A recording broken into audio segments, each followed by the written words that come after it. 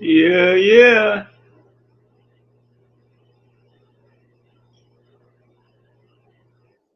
Oh, finally they fucking changed the StreamYard background to fucking dark. That shit was annoying. Making me blind.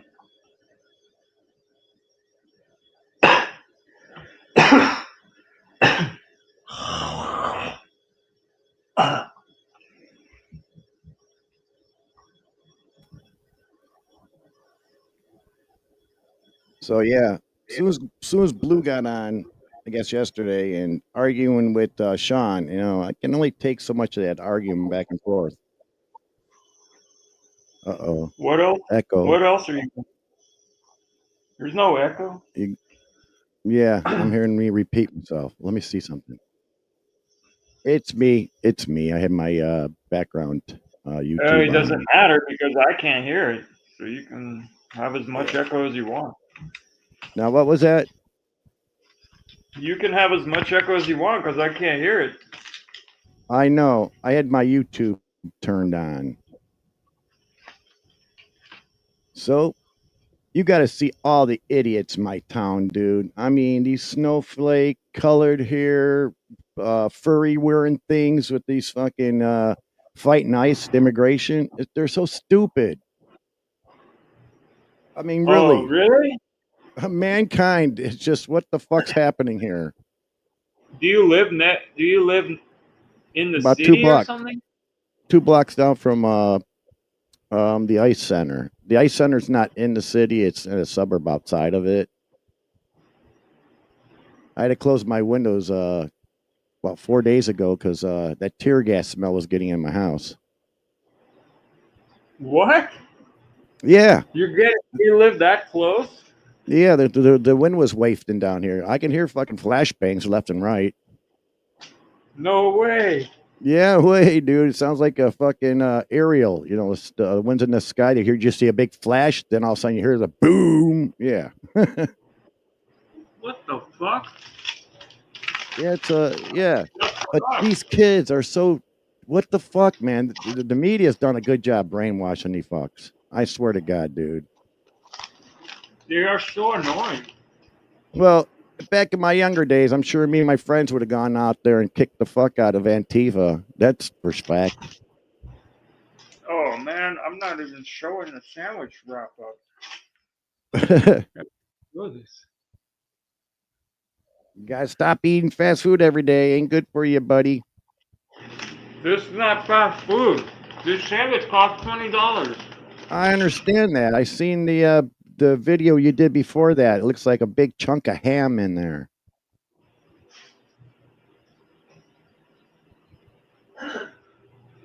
Yeah, but the meat's processed. You got to know that. My wife won't let me eat fast food. When I was younger, I did it and I got a gut. Well, she got rid of my gut.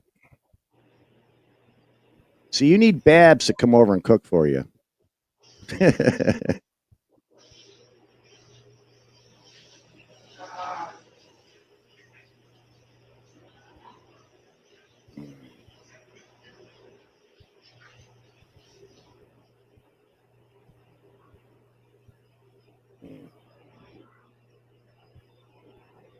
Man, I The dishwasher is loud as fuck. Is it an older type dishwasher? I have the good shit. Well, Um, usually if it's it's a loud dishwasher, that means it's an older type and it's got a strong ass freaking motor in there and it does wash. My dishwasher is a Whirlpool. Yep. You got the motor in there that's made to wash. This newer shit like LG and Samsung, you can barely hear it because they don't have enough power in that motor to push the water on to clean off the dishes. It really, these dishwashers today are a gimmick. Man, what do you think about Miele? Miele is an Miele. overpriced German stuff. Yeah. Yep. Don't buy their They look washer and cool. dryer. They look sharp. All their stuff looks pretty cool. They get the dryer that's how would you say it? Doesn't have a vent for the back for lint. It's got a little compartment in front that collects the It's lint. way too fucking expensive. That's for Yeah, sure. they're from Germany. What do you expect? It's like same with Sub-Zero fridge. Yep, Sub-Zero, but still they're getting their parts from China and it's Uh, not I heard it's like $10,000. yeah, for well, people What fucking idiot? Like how fucking obsessed or possessed or whatever the well, the big houses around here they buy the dude. refrigerator and they buy the freezer and they put them side by side into the wall so it looks like they got a big commercial unit. But you could do that with the Whirlpool, just a freezer and a refrigerator, and put it into the wall. It looks like you got a nice little, Who the fuck spends $10,000 on a rich fridge? people. Rich people. I've been in their houses plenty of times. Yeah, but a fridge costs like a good. You can get a nice fridge for like $1,500. Well, that's Like the double wide. That's like two refrigerators side by oh, side. let's say you spent 2,000. You could splurge and spend 2,000 and get like the ultimate fridge. Well, that's Like what they the do. ultimate of the ultimate fridges. But that's what they do. They take a Whirlpool freezer. So and where's they that buy, extra 8,000 come from? well, the double wide, we're gonna call it the two refrigerator. Those things are about 18,000. No, I'm talking about a double wide. Yeah, I'm talking. It looks like two refrigerators side by side. Why would you want that? I don't want that. I don't need that. No, but I'm saying No, I like get you're talking about like the fridge that has two doors. yes, and they're actually the whole size of the refrigerator door, so it looks like you've got a commercial refrigerator in your house. You see in a restaurant those double doors. Yeah, $18,000 for that shit, and the compressor job's about fucking 8,000. Well, nobody really has. I've never seen that in a house. Nobody has room for that. Well, they got the custom kitchens, and they can't afford the Sub-Zero. So what they I've do is, never seen that. they buy a grill. They buy a grill I've for the never seen top. anybody do that. I've even been to uh, I've been to Casablanca before. It's Yep, I know Casablanca. no, you don't. It's a What is furniture it? store. No, I'm talking about a house. It's Oh, you know who Michael Jackson? yeah, Michael Jackson's producer is his name is Quincy Jones. no, it's David Foster. Okay, I went to his house. He has a trolley. He has a train that runs from the bottom of where where the golf course is. all right. There's a train that goes to the top where the house is. Yeah, And they have a climate room, for cigars. and even they have a normal fridge. Right. All right. I don't know if you know anything about. It's called. Oh damn it, Berlerto Bread. It's really popular around here. His house is in the gated community. He's got like marble stairs to get up into his house. I mean, this is big ass staircase. Yeah, he's got a Oh, double wide. Yeah, he's got double wide. He's got a two-lane a bowling downstairs, and he's got an indoor outdoor pool. yeah, Yeah. that that's dope. Well, what sucks is this: it's just him and his wife, and they got a wit lady who takes whatever it's called. She makes lunch and she cleans the house up for him. I was watching her when I was working on the dishwasher. They had a mealie, of course. She was seriously. She had got a Mexican dish out, tacos, the fixins. Swear to God, to be honest with you, there was enough there for 12 people. So For what? she's making these guys lunch, the husband and wife lunch, Oh, and she also got some lunch too. But I found out she told me that she takes the food home. Whatever she don't use, she takes it home and lets her family eat it. That's why she oh makes yeah, so much. yeah, Yeah, but these people in their big houses, you don't need all that room, and especially vaulted ceilings that are high. I mean, their energy bill for air conditioning and heat's got to be ridiculous. yeah. I mean, seriously, you don't need that big of a house. It's just you and the wife. You never go into all the rooms, anyways. I've never Go down. seen a double. I've never seen two fridges side by side like that. Well, the cheap end is to buy those. The $1,000 refrigerator and I mean, it's $1,200. just stupid. Like that's what I'm trying. I That's my whole know, point. but if you got a big Like family, you how do this.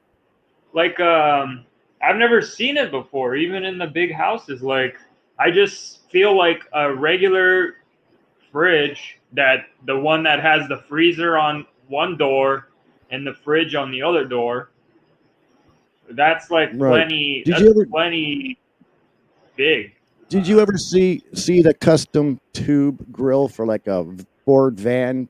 It's a tube and it's welded together, and they make a grill out of it between the headlights, the custom grill. What they do is this: they get the refrigerator and they get the freezer. They inset it in the wall, and then they cut the wall a little bit above on top and put this grill up on there, so it makes it look like a Sub Zero. What? Yep. What? Yeah. Yeah, they do that. That's They get so a dumb. stainless Like, what is steel. the? I don't see the obsession, dude. What the fuck? Well, like for instance, my wife's grandmother, she had two refrigerators, one upstairs and then a freezer and refrigerator downstairs. And Yeah, that makes sense. Like right. usually it's in the garage. Usually Yeah. the second fridge is usually in the garage. Yep. Yep. Ours was in the garage. Do you ever see the round GE old ones with the big metal chrome handle in the garage? Those things are like fucking 50 years old and they're still kicking ass. So they can make Well, compression to last. that's You know what what I'm we saying? talked. That's my point. Yep. Why would you I know you uh, wouldn't. It's a waste of time and money. I know that. like? Like I said, a good fridge is gonna I mean, the best fridge is gonna cost you $2,000. So where's the other eight? Where's the other 8,000? What is Well, that for? well, I'm just gonna be honest with you. The Sub Zero, seriously, back in the day was an awesome refrigerator, but they started putting Chinese parts in there and the No, but what's compressors. okay? But yeah, exactly. So what's so awesome about it? Bragging rights. That's what it is. That's Yeah. all it is. It's a lady who likes to cook and she's in her kitchen and she's got an island. She's got her kitchen set up to the T. She's got two dishwashers. I've seen that. The big Two custom. dishwashers? Why the Yeah. fuck would you need two dishwashers? Because they got a big family and they're cooking a lot. They got the big Wolf 6 burner oven, the stainless steel oven you see at the damn That's what I fucking. like, the Viking Yeah, Wolf and range thing. Viking or Blue Star. Yeah, why would you I want like something like that for? those I like, but I mean you don't need two of everything. Yeah, but How much is one of those? How much is a Viking stove? well, you can get the Wolf Viking or that the Wolf the Viking. The Viking's like maybe 10,000, but the Wolf is like 8,000. But the parts are ridiculously priced, and you can cross reference these parts for the cheaper ones and put them in there to make them work just as good. The name, like Nike, you pay for the name. Yeah, I don't like. I would be afraid of that shit breaking if you bought like Well, you're one of those. mechanically inclined. You got me. I can walk you through it. I find you a parts house to pick up the parts. No, I'm saying like buying that high priced like shit like Miu, Yeah, Sub Miele, Zero. Miele, and Sub Zero. Now my The dishwasher. the stove is not gonna break. No, no, no. You can replace parts on the stove. Now my Uh, dishwasher is from the 70s. That thing is loud. It's got D&M parts in it. It's a Whirlpool. That's a good dishwasher. Look how long it's lasted. You know what I'm saying? right. Well, that's what I'm saying. You have to fucking. This It's is got, apartment. They bought this. This is apartment stuff. So they bought shit that they, no they you know, right. they knew that it wasn't Well, gonna break. well, the It has apartment to be stuff. reliable and semi cheap for the apartment Yeah. people to buy it. What? But the apartment makes a deal with the appliance place, and they're usually Yeah. locked in. And what sucks is they're usually locked in with GE products, and they are like the fucking worst appliances to have. Dishwashers, Well, washers suck. that's GE. why I don't. That's why I don't have GE. I have all my shit. The microwave is Whirlpool. The I fucking still fridge is the fridge is Whirlpool. right. Whirlpool's The good. washing Whirlpool, machine is Whirlpool. yeah. So Whirlpool and Maytag. Whirlpool bought up Maytag. So when you see a Maytag today, it's really a Whirlpool. And that's what I tell people: you can't afford the high end shit, stick with Whirlpool. Yeah. I mean, I would just get the Whirlpool stuff and just get it in that like not like get it in that metallic finish, The stainless the steel. brushed aluminum or whatever. Well, you can go up to, like, if you're looking for a stainless steel refrigerator or something, bring a Yeah, magnet. that way it looks like a Sub Zero, but then that's all you need. Right. Bring a magnet with you if you're going to the store, because it's a lot of fake shit up on there, and they don't hold scratches. It's their shit. Because a magnet won't stick to stainless steel, but it will stick to the bullshit fake stainless steel. You don't want that shit. It rusts. Yep. Magnet. I mean, just if that shit breaks down on you, that meal shit, good luck trying to fix it. It's hard to get parts, but you can get them, but they're hard. Plus, you're just getting ripped off for what? Why would Yes. you want to? Yes, the appliance guy too. Yeah, they'll rip your ass off. Shit, we got yuppies like over in Beverly. They got a nice old big house, and they like to fix up the old appliances. Whatever gets it to take to get it going, because they like the retro look, the old rounded corner oven, the double Oh door. no, that's horrible. People like it. Seriously, people like it. So yeah, when I was a kid, I was getting pestered because I couldn't do a fucking wheelie, and it was pissing me off and shit. And so one summer, it's all I did, and one of the bigger guys say, "Hey, you need to sit down and just move your knees in and out at first," because I was afraid of tipping over backwards. That was my biggest fear. But after I did that, hell yeah, they're much easier now. But I see what you got, because you got that seat backing, and it kind of grabs your ass if it tilts backwards. Yeah, that's a cheat. That's I'm definitely cheating. Yeah, but I got a big seat. And even my wife's got a big seat, because those fucking 10-speed seats kill my ass, dude. I can't do them small seats. Hell no. I've never had a seat like that on. I mean, I Pretty had my crazy. motocross bike when I was a kid, but you're a kid, you're flexible, but you're older now, and I didn't need my gooch That seat is hurting. literally bigger than my ass. Yeah, but I don't need my gooch hurting me after I get off a bike, man. Fuck that. You know what the gooch is, right? The It's this. gooch, Yeah, it's the place between your asshole and balls. The the gooch. the scrotum. The scrotum, but yeah, we call it the gooch when I was a kid.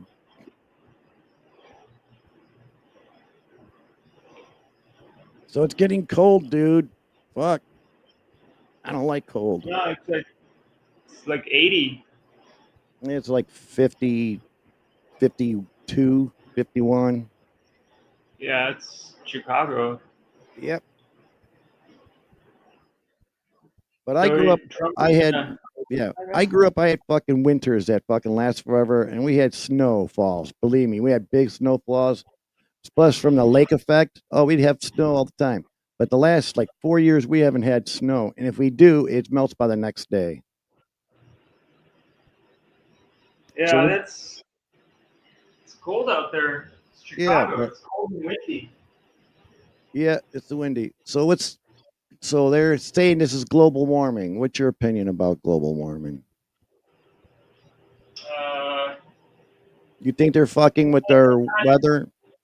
it's not global warming. It's climate change. Okay, yeah, climate change, but they're making it change. Yeah, it's always changing. We spin around the sun, dude. Well, I know that, but back in the history, we always had snow in Chicago, but now we're not having it. Huh? Explain that one.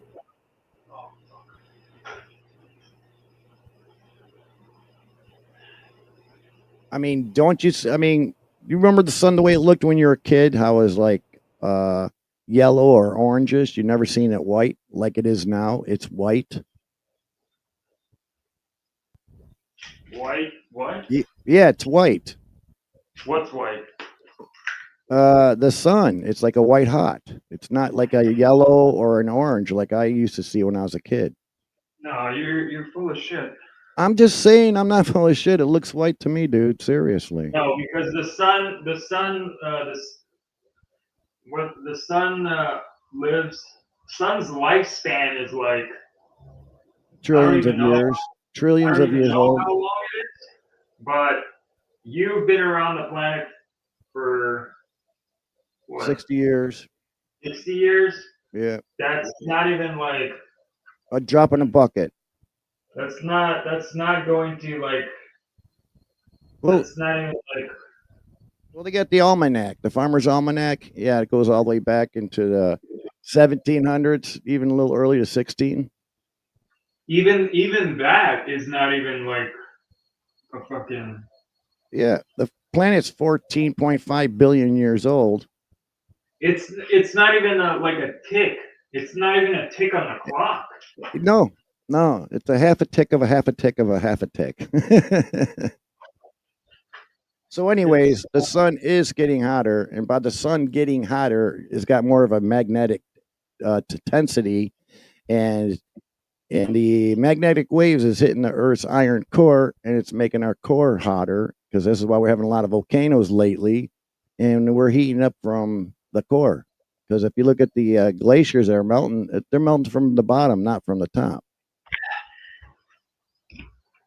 You know what induction is, right? You can take a copper tubing and put voltage to it and stick a wrench in it and heats it up real quick. That's Yeah. induction. So that's what the sun is doing. By it getting hotter, it's making our core hotter. So what's making our sun hot? Some anomaly out there. Have you been doing any looking about the 3i Atlas telescope or asteroid coming our way, but it has no tail to it? Oh my Just past god. Mars. It just passed Mars. It's such bullshit. All that shit is bullshit. Of course, they got all this shit, but we should be able to see it. We should be able to see it in about a week or so.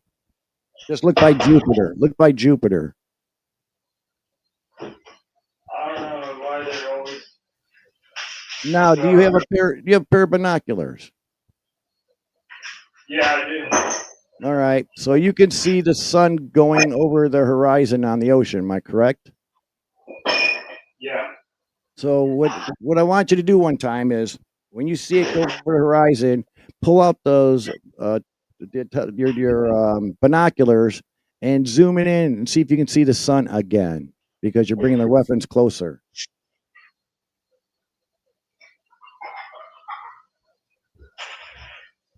Zoom in on where? As soon as the sun goes like over the horizon, grab your binoculars and zoom in where the sun was at. And if you see the sun again, you know for a fact that the earth is flat. Because you're bringing the sun back into perspective. Because right now it goes out of your perspective and it looks like it's going over the No, the horizon. Earth is not flat. The Earth is not flat. Well, I know. You got to come to the conclusion with yourself. I can't tell you. Well, it's not flat. Well, yep, It's not flat I understand. because everything else is round. I understand that. But when we look out in space and we look at other objects, we see that they're round, but we can't see the roundness. All we can do is see the disc, flat disc. So the moon looks like a flat disc. You can't see the roundness on the moon. Yes, I can. Oh yeah, the shadow part. Yeah. Of course you can.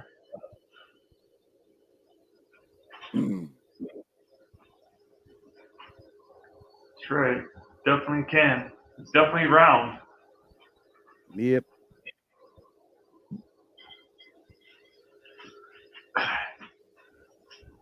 So I don't see you tinkering around with your electronics much anymore. Yeah, it's summertime. It's coming to be winter. Yeah.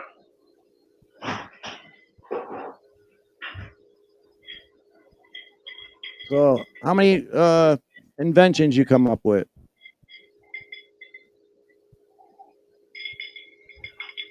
None. None. How would I come up with an invention? Come up with an idea and see if you can get your electronics involved in it. You can make sensors, right? You can make a water alarm, a sound alarm, can't you? Yeah. Yep. Yeah, patent your own little water alarm. No, that's easy. That's bullshit. Right. Patent your own little water alarm and go around selling it. You know, you don't want your damn No, appliances. that shit is kind of self-explanatory. Right. But What's not as self-explanatory is making making a fucking power, like a power amplify. Or you mean I a, mean, a source that makes its own power? Making a power converter or like a power supply. It's all about like it's all about stepping up voltage or stepping down voltage.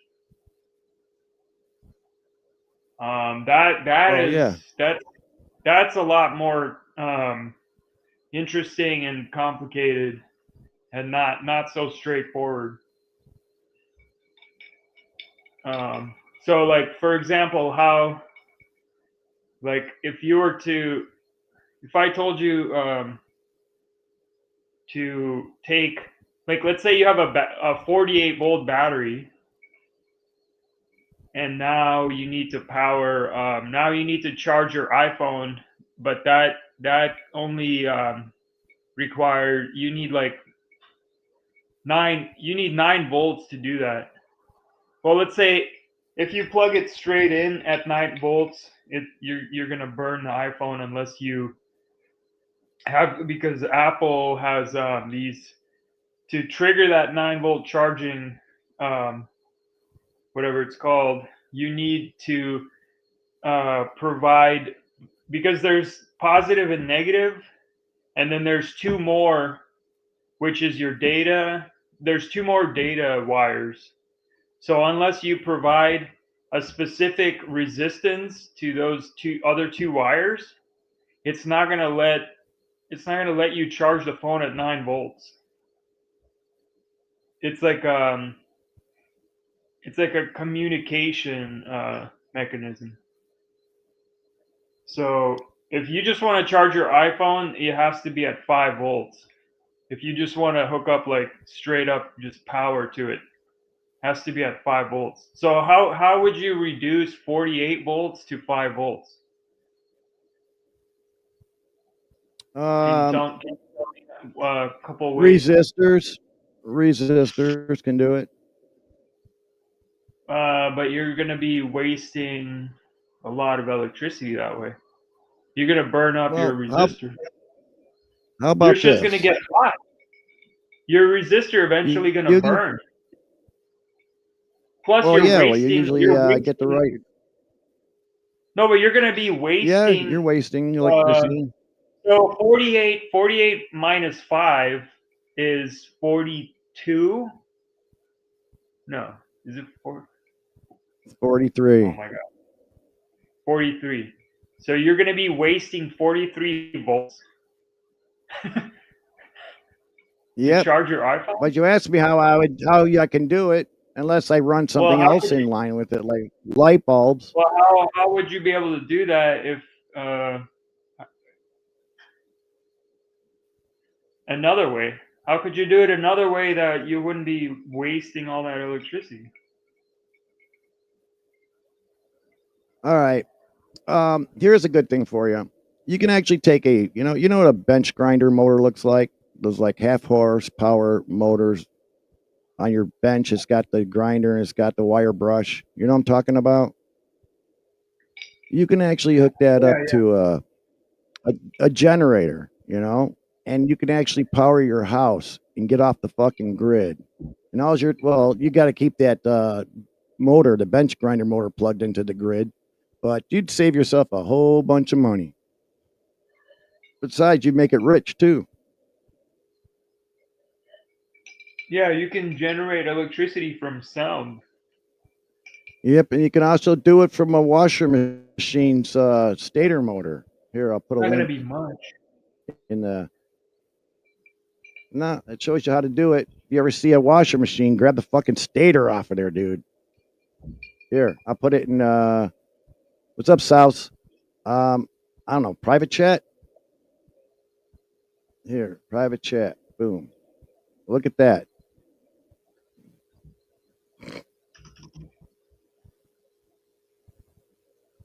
This is off a Whirlpool washer machine that has a wash plate, not the agitator.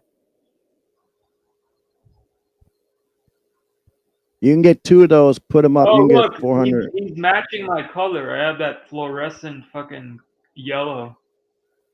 He's Yep, matching my yep. color. Well, you get them off the bottom of the washer machines. You can get two of them, and you can come up with 240 volts. Yeah, but I mean, what is that? What are you trying to accomplish here? I don't get it. Running your house off the fucking grid, man. And the only thing it probably would run is the bench motor to turn this apparatus here, these coils. And if you come up with this and start selling it, don't tell the government because they'll try to slam you. You know what? I'll teach you another trick. While I open that video, this trick might be a little bit more useful to people than this video, but so I'm gonna teach you how to watch YouTube videos without ads. I just use Brave browser. I don't have ads. So you go. Yep. You go to Chrome. You go to New Incognito window. All right. Open that. You know, Brave browser is the same thing as Chrome, right? Oh, right. I've never heard of Incognito. that browser. Never heard of that browser, but yeah, Brave browser. It stops my commercials. So you take your YouTube link, right? Take the YouTube link, Control cut, paste into incognito window. All right, got it. Let me see if I can screen share this.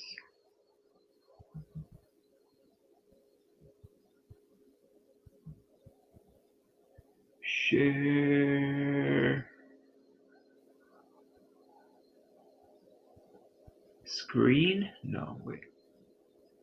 See, I don't want to share my. I don't want to share my bookmarks too, though. Yeah, your porno and shit on there.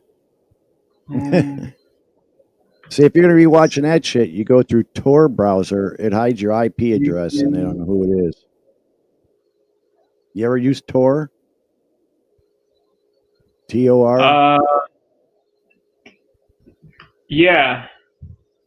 Yeah, that keeps I incognito. don't use it. I haven't used it. I haven't need. I mean, that was a long time ago. Right. Hide the bookmarks bar. Okay. No, but on this one, hide the bookmarks bar. Oh, what the fuck? Okay, can we do this one more time? All right, new incognito window. Okay, fuck this. Yeah, that's why I just download Brave browser. It takes care of it. So, okay, you just do whatever I'm telling you then. So, open so I don't have to screen share. So, open a new incognito window. Paste your YouTube link in there.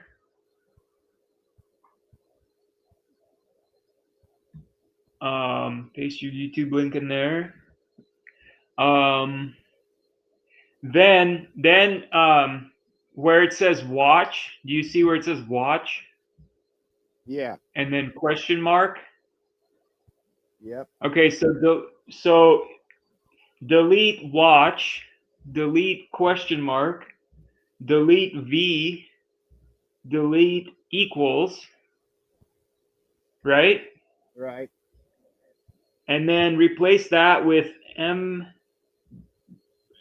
EM. EMB All right. EMB. ED embed. Then bed. All right. Embed and then slash, and then after that should be that watch All right. token. Is it front slash or backslash? Front slash. All right. And then press enter. All right. Got it. So now can I watch a video? So the video should be now full screen. Let me share my screen. Or it might say video cannot be configured. So if you got that video can't be configured error, It's working. It's working for me. Yeah, man. Do I have to do that every time though when I go on YouTube? Yeah. Jeez. When you use Brave browser, you don't have to do it all. Well, you can keep that window open, and you just can replace the token. Like anytime you want to watch a new video, you just put the different token in there.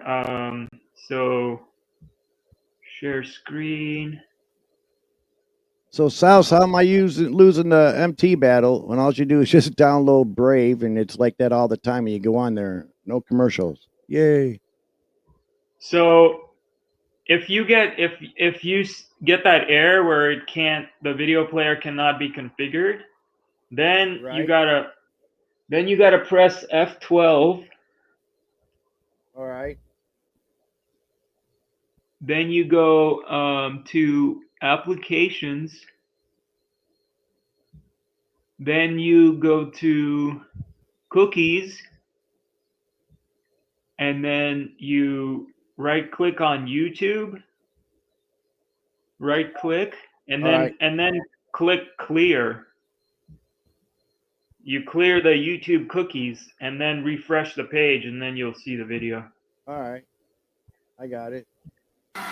Today, we're going to turn a washing machine stator into a low RPM generator. This is a 36-pole LG washing machine stator. We're gonna rewire the coils using this schematic. And we're gonna break 6 coils into each group. And we're gonna cut the wires at these locations.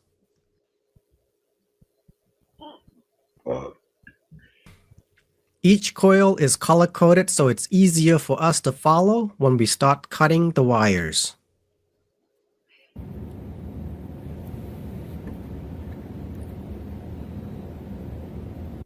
Yeah, you're This turning the first coils green for mark is individual. the because initial there's- cutting point. And we use a template so we know exactly where to cut the wires. And here's the first cutting point, the second cutting point, and the third cutting point for the first group of coils.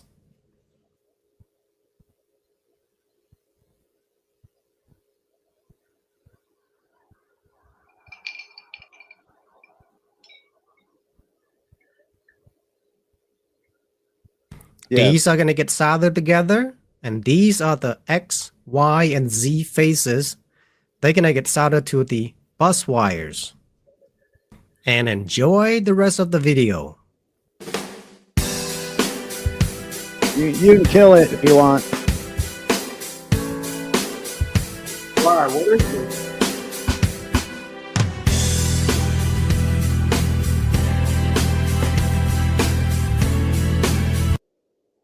What is this?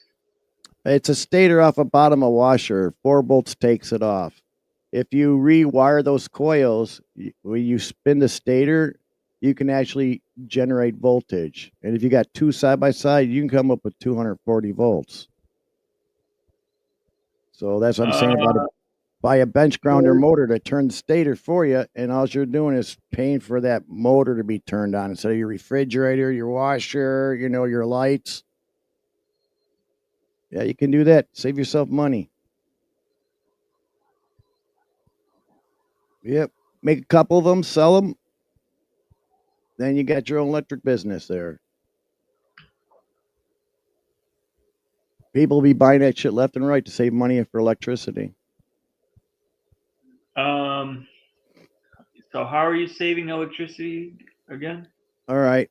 So right now my house is on the grid. I'm paying for my refrigerator to be constantly running, the lights to be on, the washer and dryer motors or any fans I've got.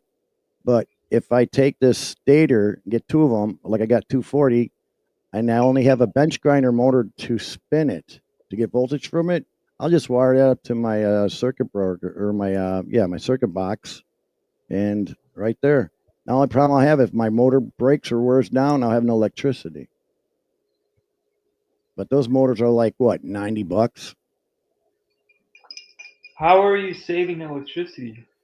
I'm only paying for that motor to be running instead of paying for the refrigerator, the lights being on the house, my washer machine. If I got a fan running, So you know what I'm saying?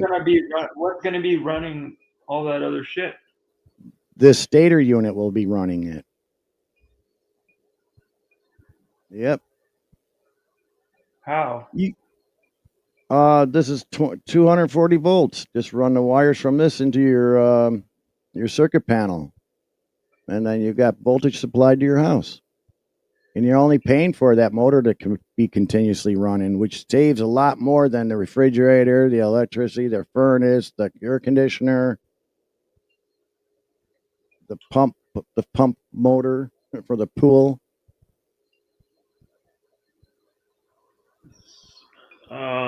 So where are you getting the amperage? It's all in through there. There's a inside there. There's a Hall sensor. Yep.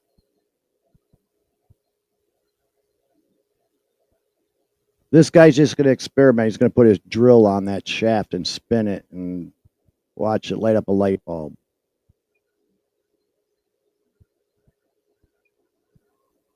See? Look at the meter on the back there. Right there. 116. Now he's spinning it real Bro. fast. What the fuck? I get that. Where's the amp? Where's the amperage? It's all contained in that unit. You're not gonna get that much amps from that, dude. Or you get this device right here. That's a fucking buck converter. Yep. Well, you see the light bulb light up when you spin it, and that light takes Oh, no, amperage. wait. So what is that thing? That is back there. It's got resistors on it. Shit. That's why it's got the cooling coils on it. Yep. So we know a light bulb takes resistance, right? So once he spins that drill, he'll spin that stator on there, and next you know the light bulb will light up. Generating fucking electricity. Yes. Yep. But it's not enough to run your whole house. That's why you get two of them. Nowhere near enough. That's why he's only running a light bulb. Yeah. If you plug in a fridge into that, it wouldn't even fucking run. I can run up to like 4 up to 6 if I need to. Just all in a line. What? Six stators. 6 stators. Put one right in front of that one, and then one in front of that one, in front of that one. You're actually gonna be fucking wasting electricity. Well, you can turn off the stator you're not using. No. I'm saying it's just not enough power, dude. It's like you're not getting fucking any magical electricity. You'd have to type in YouTube stators that run houses on electricity. You'll see it. So he's thinking I'm putting that stator on his bike, I guess, huh? But you can't sit there all day. Yeah. He's gonna be fucking. He's gonna be. Yeah, you can. That's what windmills. This is basically a wind. Well, you get an alternator from a car and put it on a bike and spin it and get voltage, 12 volts, with the what, 13 amps, whatever. Yeah. But you can't be pedaling your bike all day, you know. I'm just saying it's not enough electricity. It's not enough electricity to run a fucking washing machine or a fridge. Oh yeah, it's got enough. Just type in YouTube stators that power my house. This guy's like got 4 stators. It's in a box outside and back.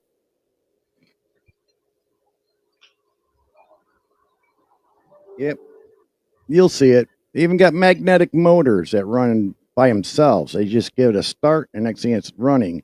And these motors you see that's got springs on the shaft, that's the biggest scam ever. No motor can do that. You know, the one with the springs on it, and it's got like a crankshaft in it. It's hooked up to a flywheel, and it's got a generator at the other end. That's like the biggest scam ever on YouTube. They got the wires hidden somewhere. It's not a scam. It's just this shit is just it's not gonna be running your house. All right. But if you want like something to run your house, you get one of those Generac gas. Yep, Generac. Natural gas generator. Right. Yep. But you figure that's using gas. That's using gas to. Yeah, but I got to constantly fill up that propane tank, you know, and it's a hassle. Go back and forth. Well, no, it's hooked up to the big one is hooked up directly to the gas line. All right. Yeah, I've seen that one. And then it can power your entire house. It's huge. Right. But anybody sells anything with like energy wise, they always end up dead. You notice that? The guy who run his car on water, he's dead. Anybody who comes up with anything like that, fuel efficient or with the carburetor, they made a car run 150 miles on just 2 gallons of gas. He's dead. They tried to buy it from him. He didn't want to sell it to him. So I guess they broke in his garage, stole his plans, and then they eventually poisoned his ass.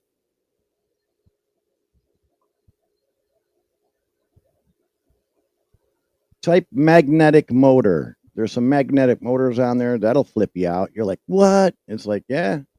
They got the magnets in the stator lined up just right. So they just give the motor a little spin, and then this motor just takes off. Magnetic motors.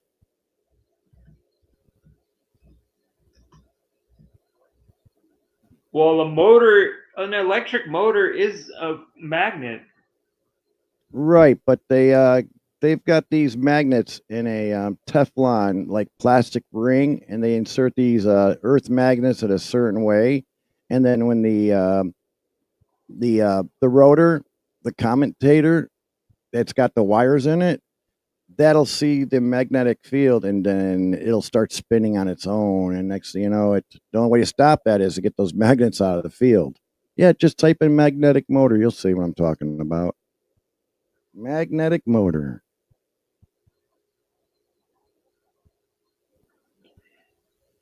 Dude, Magnetic the motor way that runs on its own. Motor that runs on its own. the way a motor works is that it has like a magnet.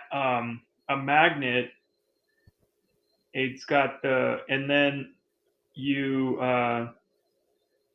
you have the magnet, and then you have that thing in the center. I That's don't a know what that's called. commutator. The commutator. Yep. And then basically that's why you have 3 wires. Is you're basically Three phase. basically you apply electricity to one wire, and then the second wire, and then the third wire, and then you do it like in order. And that's how the shaft spins from one magnet to the second magnet to the third magnet, and then goes back to the first one. Right. And That's all works off a Hall sensor. Hall sensor does that. It gates the electricity to go to what coil or whatever to turn it. But right. yeah, So it goes from one, and then you switch it over to the next one, and the next one, and the next one. And then that's what makes it pull. That's what makes it jump around from one magnet to the next magnet, and that's how it spins. let's see. Well,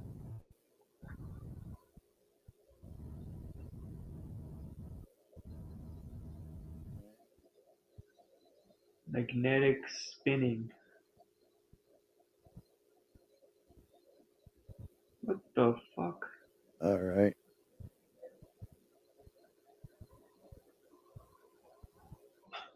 There you go. Self-running motor. Yeah, give me the video. I'm looking for it right now. Okay, here's a simple breakdown of how it runs. Let's see. All right, here we go.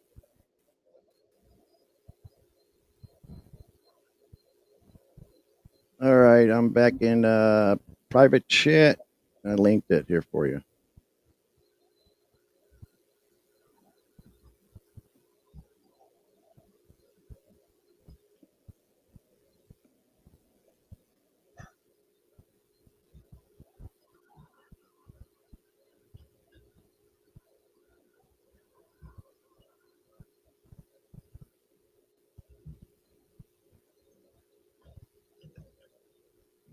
So yeah, the commutator spins, and the outer part's the stator, and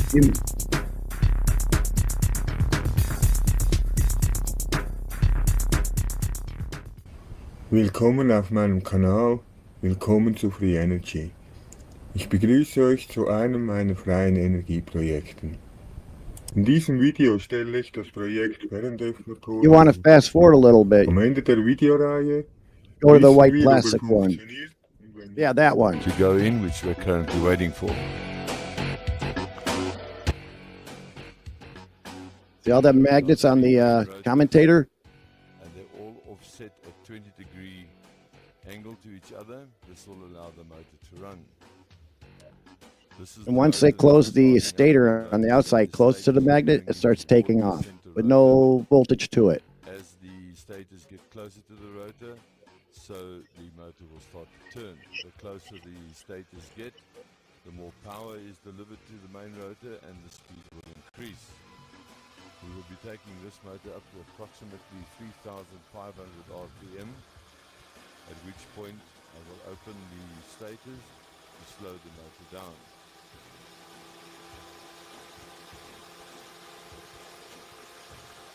The motor operates at high RPM. Normally its duty cycle is about 6,500 RPM. Opening the motor now Moves a magnetic will field now away from it and it slowing stops. down process.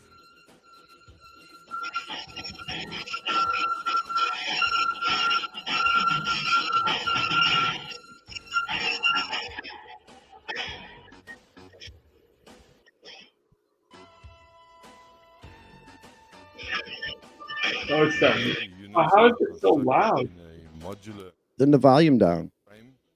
This will allow easy removal of the motor unit. Yeah, this is all about magnetic motors For servicing, maintenance, and so that on. don't need electricity to run them.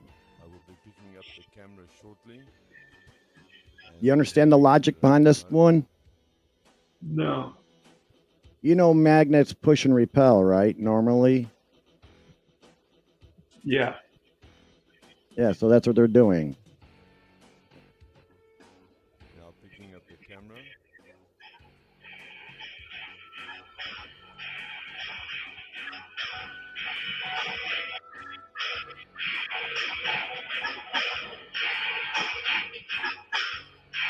This is the drive side of the motor. The long shaft sticking out is the shaft which will be coupled to the alternator either via Yeah, so the government's supposedly got patents on this. That's why people can't make them and sell them. standstill and seesawing on But the they stole patents from people.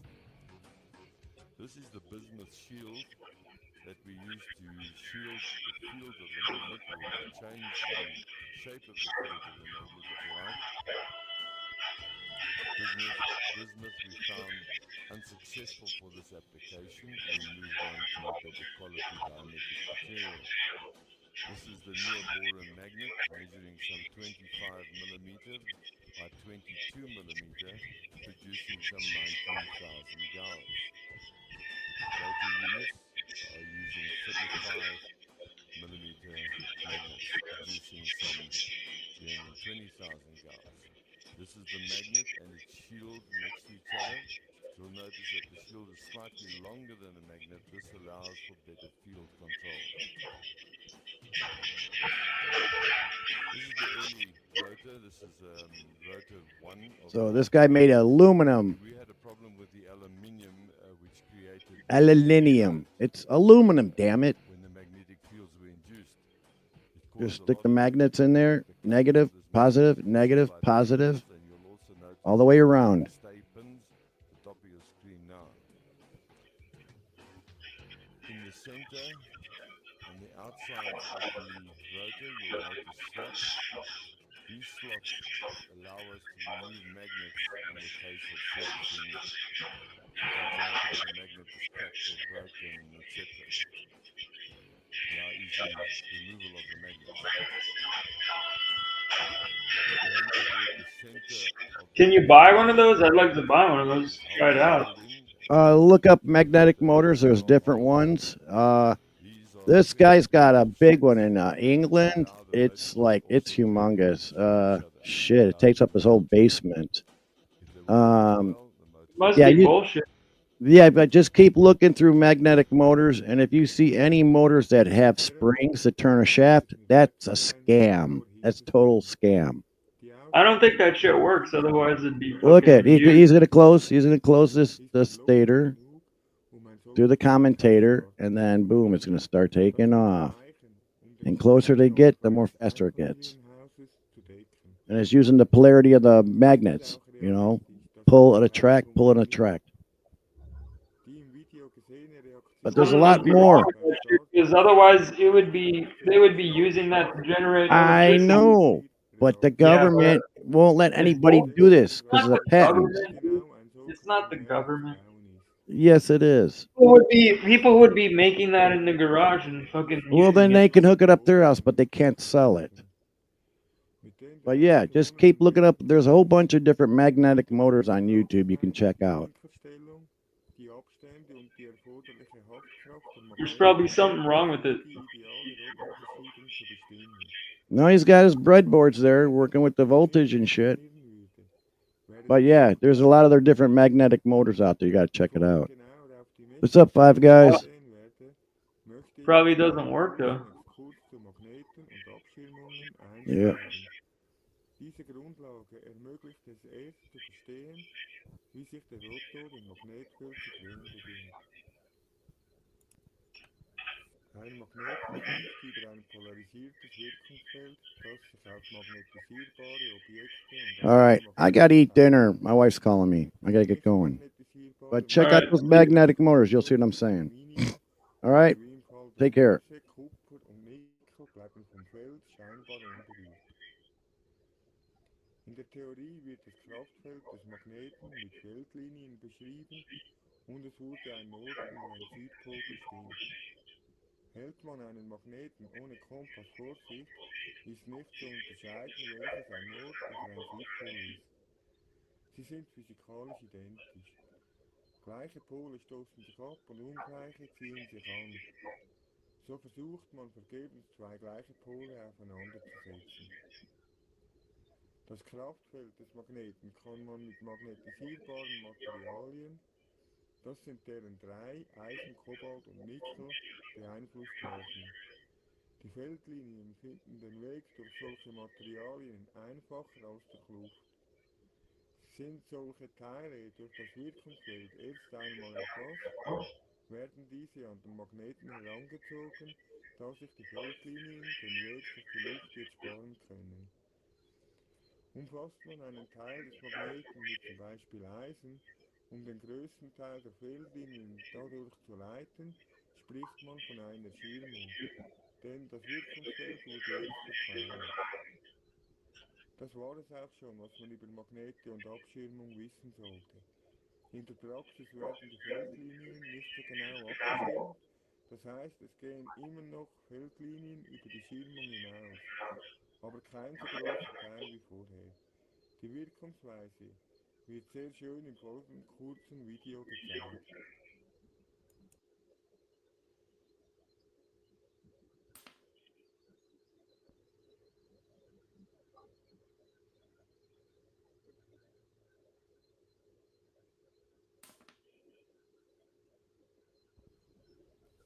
Jetzt komme ich zur Funktionstheorie des Perren-Deflektors. Der Einfachheit halber nehme ich im gezeigten Beispiel nur ein Magnet auf dem Rotor sowie zwei auf dem Stator. Damit man die Pole sieht, beginne ich mit einem Magneten, der nur über eine halbe Schirmung verfügt. Der Rotor dreht den Uhrzeigersinn mit seinen Magneten auf die beiden Statormagnete zu. Da sich die gleichen Pole gegenüberstehen, wirken abstoßende Kräfte. Dies bedeutet in der Praxis, dass trotz Schirmung leichte Krafteinflüsse auf die Magnete wirken, während sie sich aufeinander zubewegen. Die der Rotation entgegenwirkenden Kräfte, links dargestellt mit dem roten Balken, nehmen zu, je näher sie sich kommen. An dem Punkt, wo die Magnete sich gegenüberstehen, wird sich der Krafteinfluss auf den Rotor beenden und er wird von der abstoßenden Wirkung im Uhrzeigersinn, dargestellt mit dem grünen Balken, angetrieben. Dies bedeutet also, dass die antreibende Kraft auch immer eine entgegenwirkende Kraft überwinden muss, bis der Punkt wieder erreicht wird, wo die maximale antreibende Kraft wirken kann. Diese beiden entgegengesetzten Kräfte werden in der Differenz auf den Rotor übertragen. Schirmt man die Magnete nicht ab, würden die Kräfte im Uhrzeigersinn wirken, die ihnen entgegengesetzten kaum überwinden können, denn sie würden sich in etwa ausgleichen und der Rotor würde stillstehen. Vollgeschirmte Magnete entfalten nur in einem sehr kurzen Moment die volle Kraft. Es wird sich daher in der Messung zeigen, ob ein halb abgeschirmter Magnet dem voll abgeschirmten Magneten vorzuziehen wäre.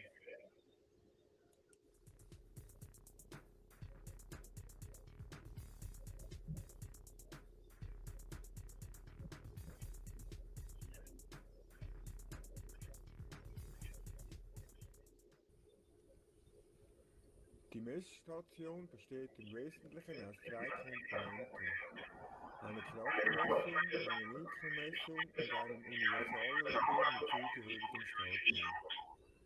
Um herauszufinden, welches die ideale Lage der Magnete und welcher Führungstyp für den Antrieb der geeignetste ist, braucht es empirische Messungen. Hierzu ist der Rotor und der Stator so konzipiert, dass man verschiedene Aufsätze montieren kann. Es muss ein Hohlpunkt bestimmt werden, um verschiedene Winkelstellungen auszutesten. Das heißt, es gilt herauszufinden, wo sich Rotor bzw. Statormagnet gegenüberstehen sollten, um die maximale Kraftauswirkung für den Antrieb entwickeln zu können. Für die verschiedenen Testreihen werden in 3D-Druckverfahren unterschiedliche Aufsätze hergestellt. Die eine Messgröße, um die exakte Position des Magneten zu bestimmen, ist die Winkelmessung bzw. die Winkelsteuerung.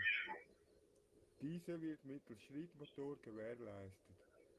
Zur Ansteuerung verwende ich einen Arduino Mega, der wiederum einen Motorentreiber steuert.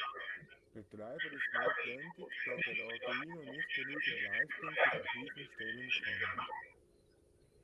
Die zweite Messgröße ist die Kraftmessung. Dazu verwende ich 2 Wegezellen, die eine erfasst die antreibende Kraft und die andere die entgegengerichtete. Die Daten, die die beiden Zellen liefern, sind analog.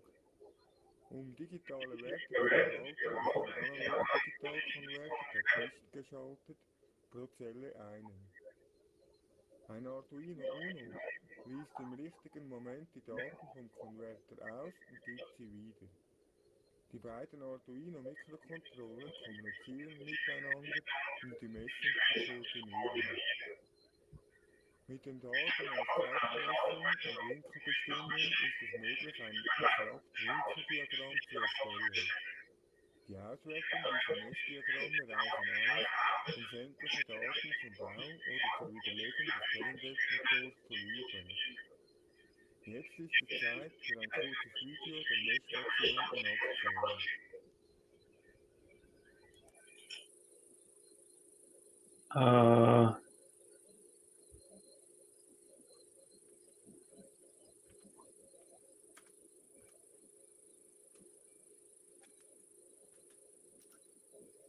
Yeah, I'd like to see that. I'd like to see that for fucking.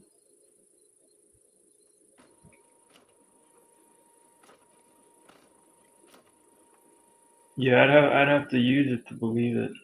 Sorry.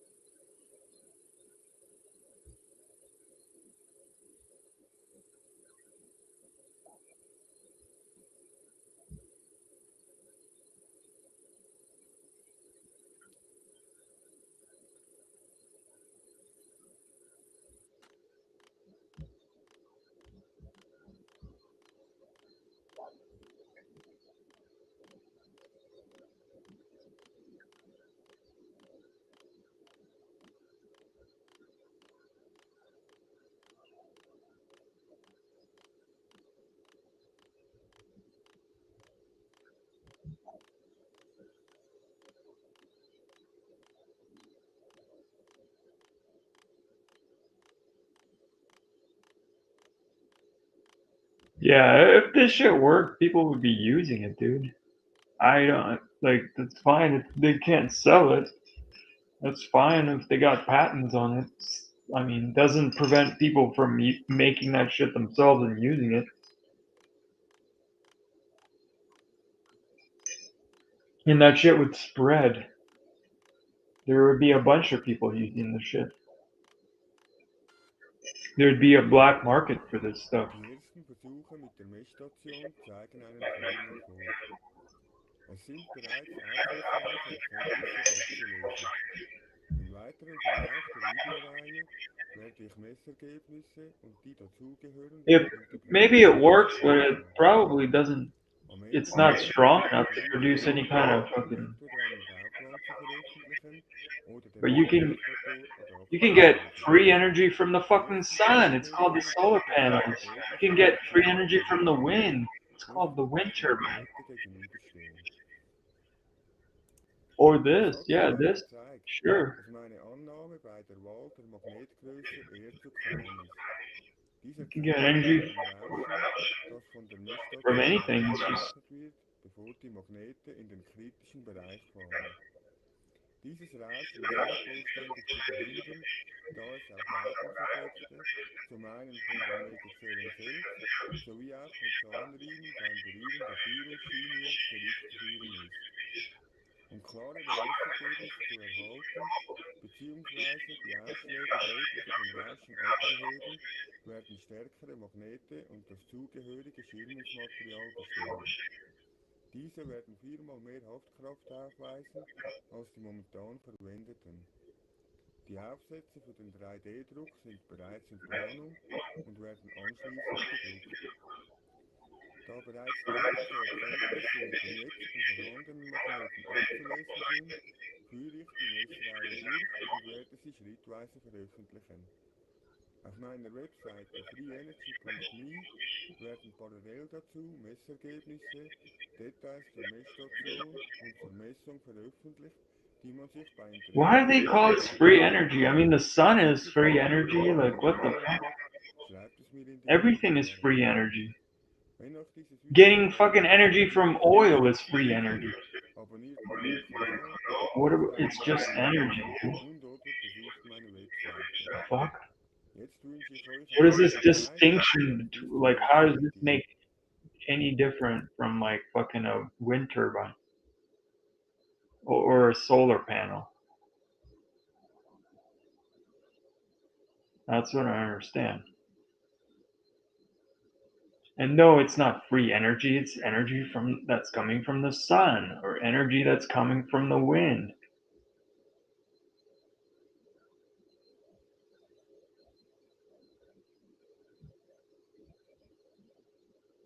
Or energy coming from oil or energy coming from gas.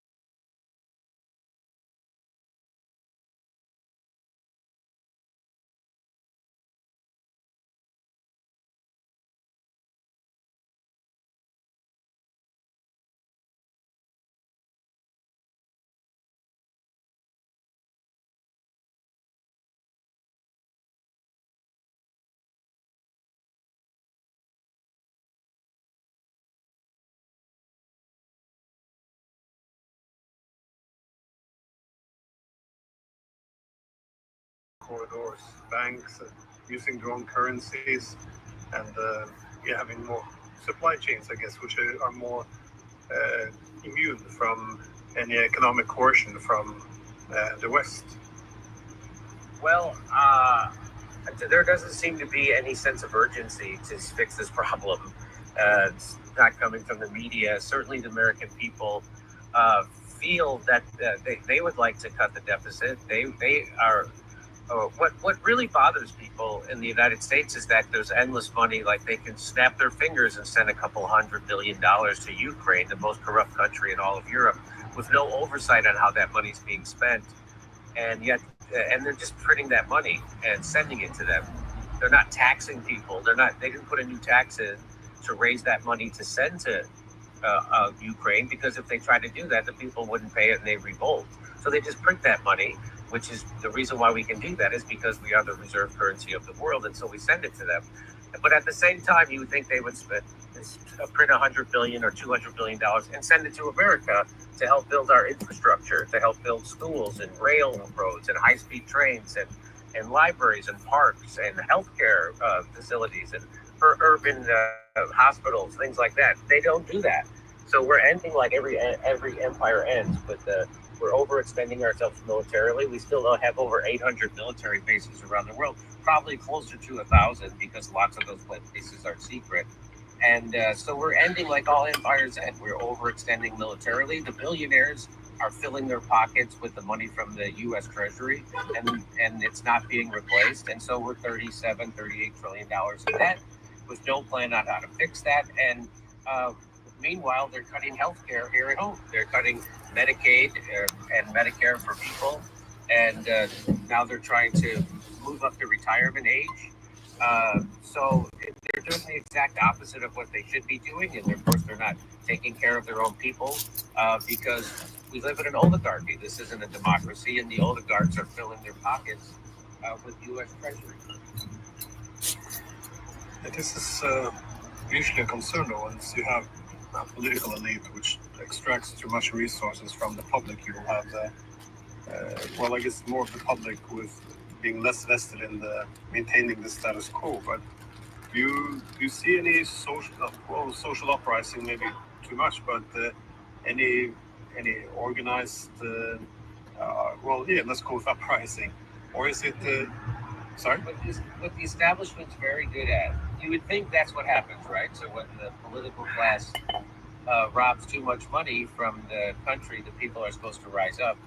But what they're very good at is, propaganda and manipulation of the electorate, of the citizenry. So they know how to split people. So if you divide, you can conquer. So that's what they do. That's this whole left-right divide, which is phony. It's a false divide, because most people agree on a lot of things, but they have to keep you hating half the country and the other half of the country hating the other half of the country. So we're distracted and hating each other instead of coming together around common interests to oppose the oligarchy and rise up against their fleecing of Americans, the Treasury, U.S. Treasury. So they're very good at it. And one of the big key things is that they own the media, right? So there used to be in the United States 50 giant media companies that were very big. And in 1996, Bill Clinton passed the Telecommunications Act, which then consolidated those 50 giant media companies into 6. So there's only 6 media companies, and a Zionist just bought 1/6 of it, right? He bought Paramount, which includes Warner Brothers, CNN, Comedy Central, and now they also have TikTok.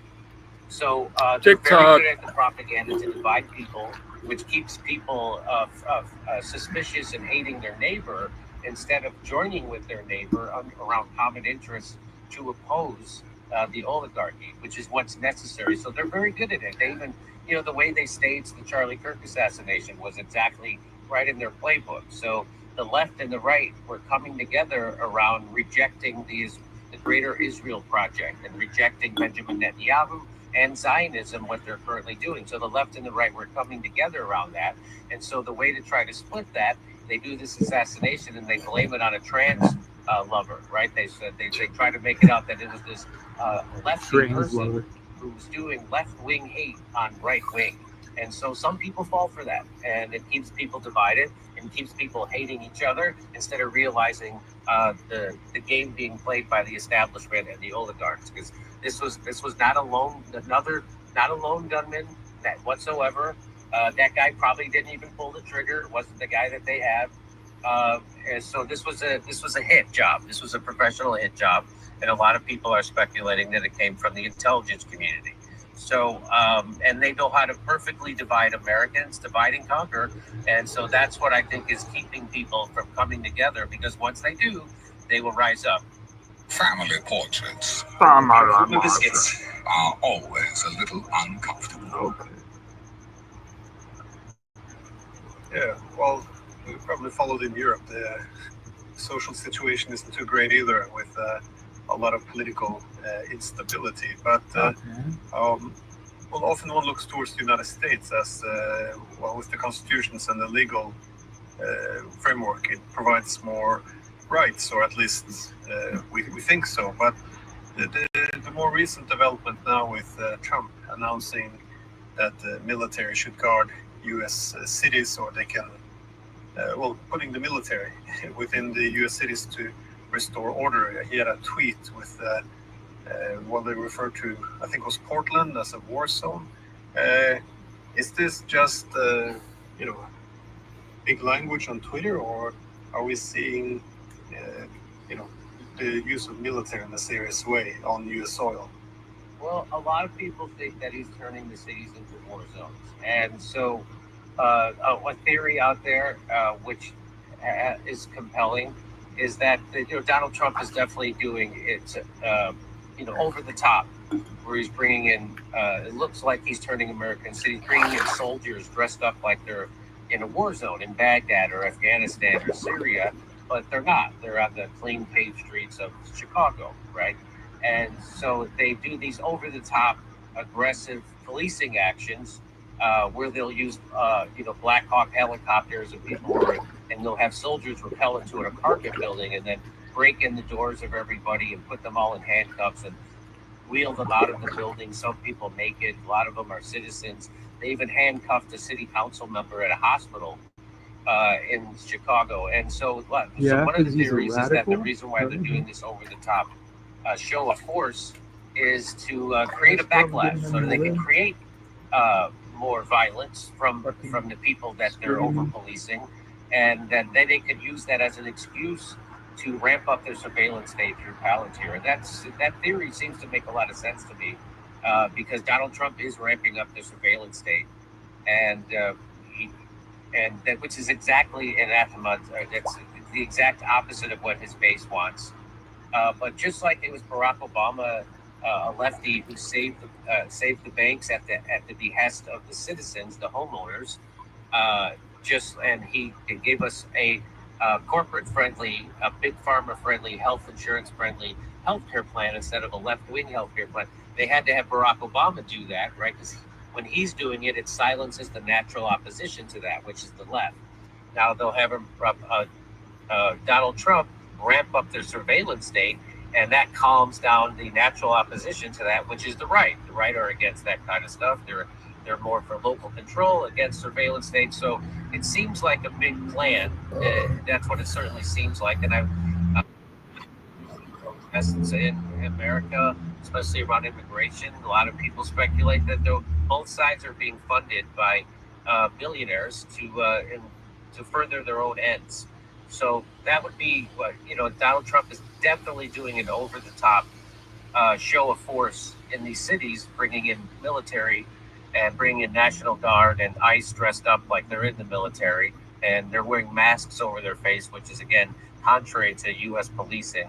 And it's to create a reaction, so that he can use that reaction to ramp up their surveillance state.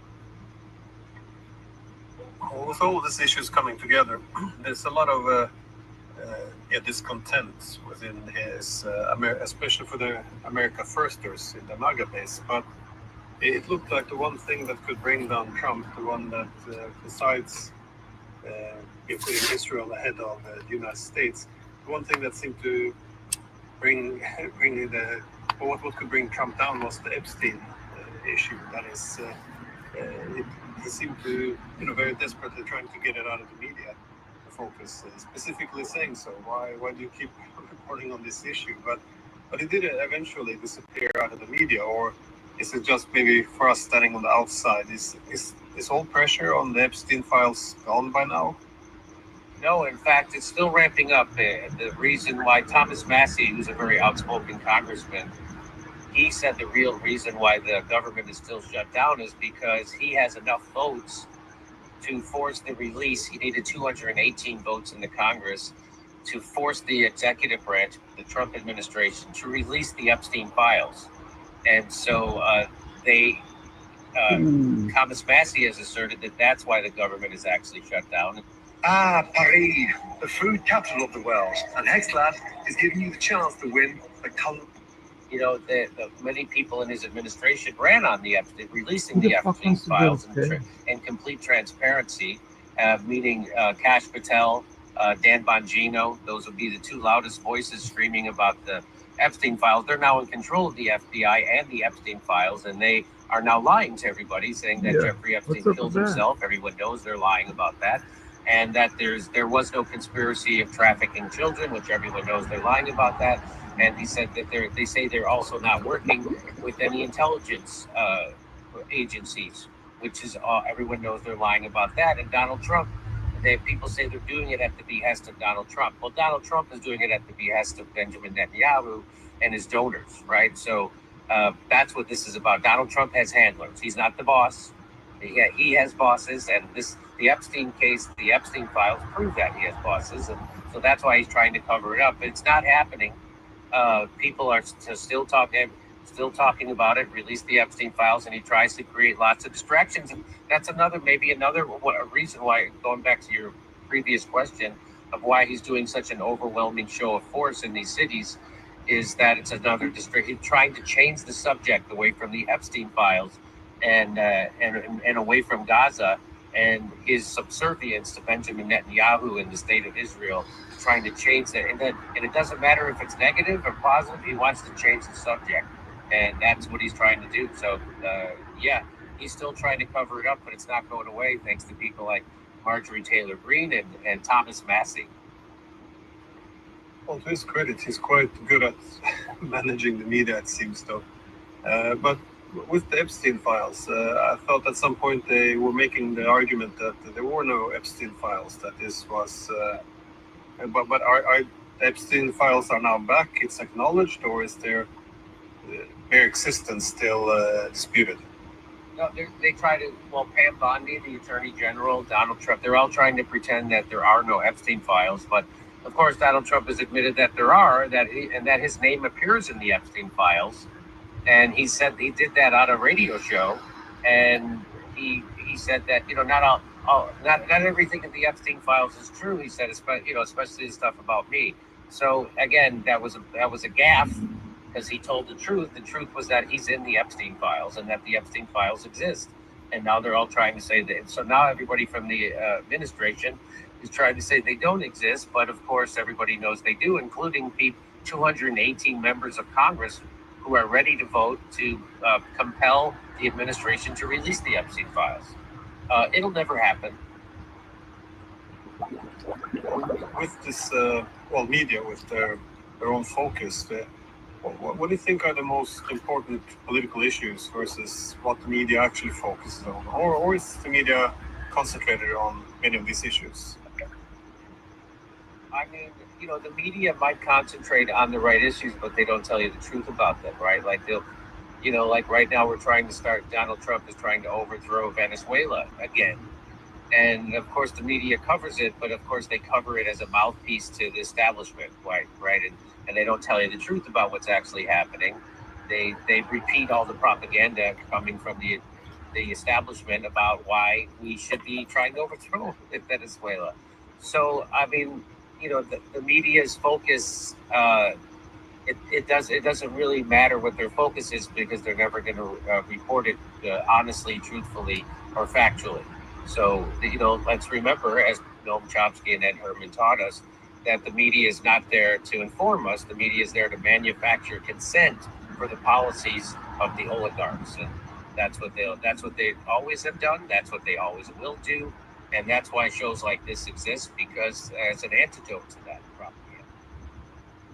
Well, actually, that takes me nicely to my last question, because shows like yours and generally political comedy, they do have an important societal role. That is, when you see society becoming more polarized, more pressure and censorship on the media, one often gets the impression that political comedians and satire, it has more freedom of speech, if you will. I mean, even going back to in ancient Greece with Greek comedy, they had this important societal role. Do you see it still serving this role, or have many comedians and people in your line of job been captured by the political forces they serve?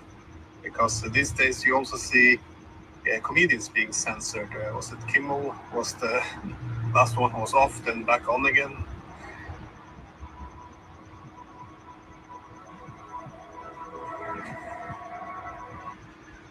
Yeah, Jimmy Kimmel is a propagandist, and most comedians. So certainly any comedian with a talk show or on mainstream corporate news is a propagandist, right? They have to serve the establishment, and if they don't, they get rid of them, right?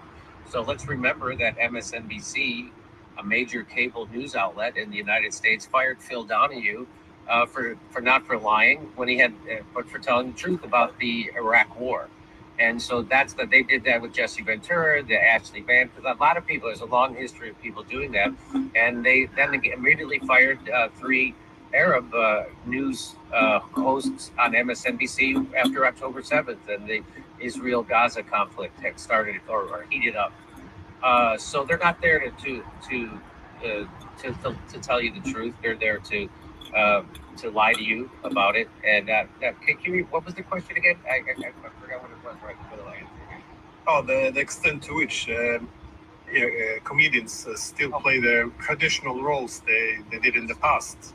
I was always proud to be part of the comedy community, because we always push back against the establishment. We always poke holes in the status quo.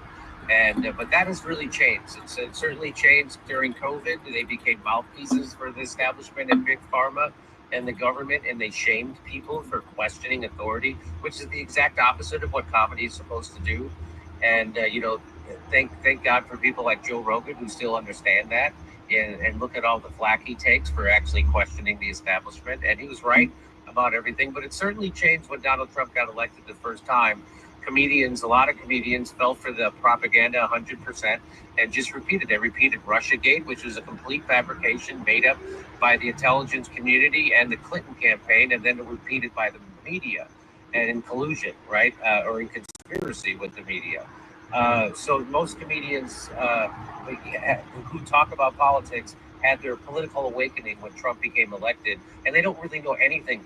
They don't know anything except what they're told in the newspapers, by the establishment, oligarch-owned, billionaire-owned media, and they repeat it.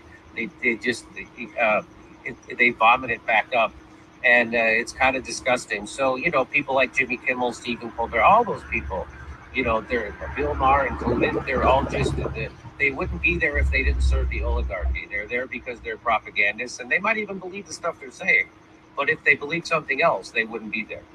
As Noam Chomsky has taught us very well. So I think there are a handful of comedians, just a small handful of comedians that are still being true to the real mission of comedy. Comedians are supposed to always, the jumping off point for George Carlin was the media's that the government is lying, and that's how I practice comedy. I know that the government is lying, and I just have to figure out where. And they don't do that. Most comedians nowadays, just like the country, they've been very effectively propagandized to see things through a left and right narrative, and they think they're on the good side. So, and their side is the right side, and then they write all their jokes from that point of view, which is a mistake. And so there's only a very small few people who see through that kind of propaganda and see it as it's not left right, it's top down, it's us against them. And but most comedians take the bait, and certainly television comedians are only there because they serve the oligarchs. Yeah, 20 years ago, Stephen Colbert, he was the funniest guy. The role he played, but I don't recognize the new Steve Colbert though. It's very different character. It's like he's doing a caricature he's playing the character that he used to make fun of, and now he's that guy. He used to make fun of people like that, propagandists and establishment hacks, and now he is that. He's a propagandist and an establishment hack. By the way, I just want to say I'm a huge fan of the Jimmy Dore show, so I can't recommend it enough. Thank you so much for taking the time. My pleasure. I appreciate it. Thank you very much.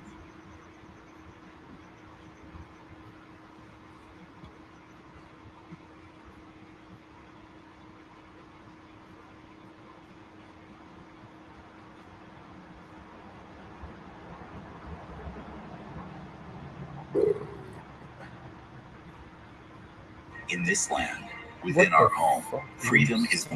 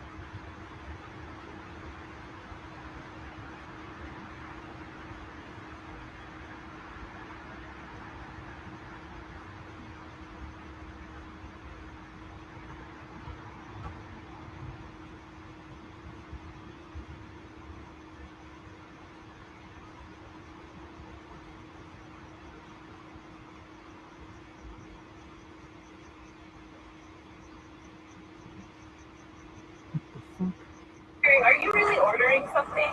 Serious. Look at him. Meow. Oh my gosh. What do you want, little guy? Probably a cheeseburger. Meow. Done. Coming right up. Are you really ordering?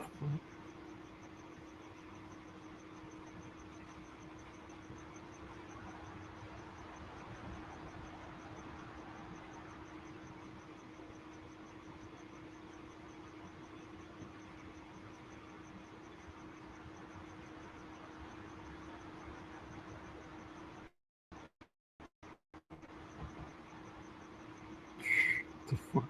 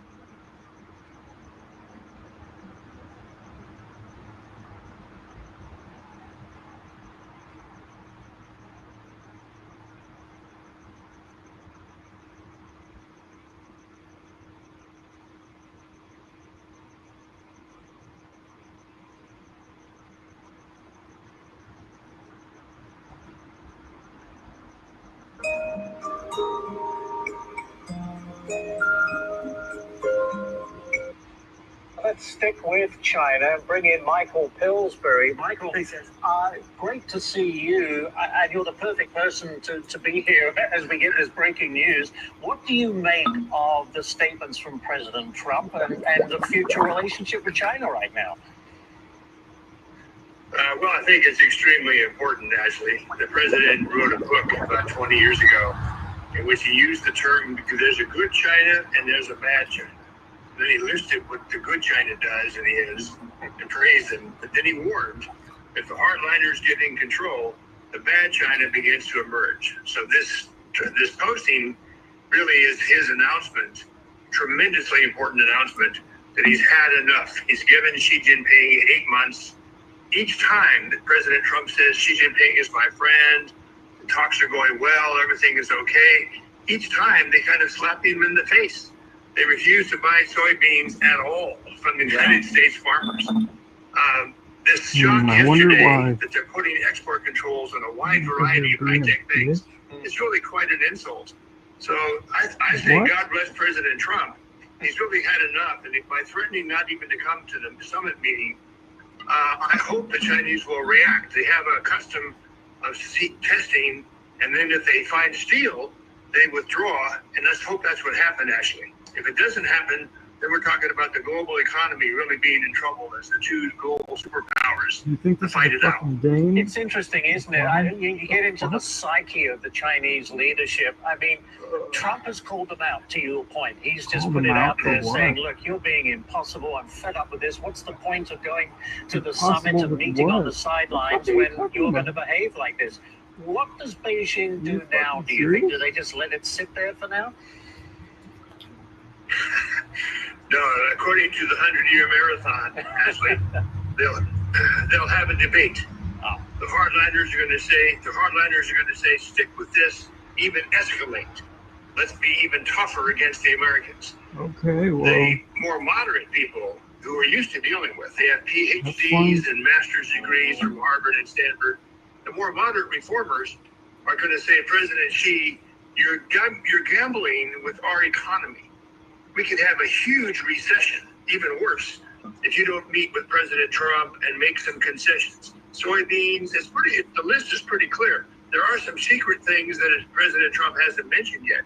But I think he's saving that to see what this first Chinese reaction will be just in the next 24 to 48 hours.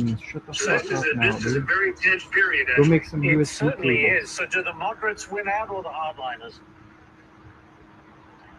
I know both of them. I give them the chance to speak in my book. What The a hardliners smart tend to fucking look bitch. down on America. They think we're weak. They think we're what they call the paper tiger. So it's okay to be tough with Wait, who's America. the On one- Taiwan as well, to have military exercises around Taiwan every day. The reformers are trying to say no. The who Americans called may you be a paper weak in the tiger, long you term, fucking retard? but in the short term, we got to be careful because President Trump could really hurt us if we make the wrong move now. So the world waits to see what the Chinese have to say about this. I hope they do the right thing, actually. Yeah, I absolutely. You mentioned the Chinese economy His name is yesterday, earlier in this interview. Where is the Chinese economy right now, and can they afford to be in this kind of trade war? No wonder he's offended. Well, we've got our own debate going among our own economists. A lot of them say the Chinese economy is really bad, about to collapse. There's zero growth rate. Oh I God! think that's wrong. I think they're in a modest, 4% Don't worry about China's growth economy, for you this year. fucking retard. They're not going to Worry about collapse. your own economy. And this feeds the hardliners' view in China that our economy really isn't that bad. But they've been known to fudge the statistics. It's hard Again, to know what the Chinese economy really What is. does this have to do with? Yeah, it really is, because you take those economic reports with a grain of salt. Are you surprised? Are you surprised, Michael, that we've come to this, or is this pretty much the playbook of Dude, Beijing? you fucking did this. I'm with President Trump. Good China, bad China. Yeah. There's always a chance that the bad China will come out. I think a lot of this has to do with Obama and Biden letting China get away with so much. You may remember when Obama Like put up what? the 5 photos and said we're going to arrest these hackers. That never happened. Biden didn't really implement the Trump agreement at all. Yep. So in a way, the Chinese are still channeling, maybe Biden and Obama are still in the White House. I think it's a big mistake for China to think that way. Indeed. We'll have to What leave it the there. fuck, We'll have to man? leave it there, Michael. But Retard. thank you so much, Michael Pillsbury, the perfect Michael person to talk Fag. on what's going on between the U.S. and Pillsbury China. Thank you, Bellboy, sir. dude. Hey guys, NASCAR driver Josh Balicki. Dude, I don't get.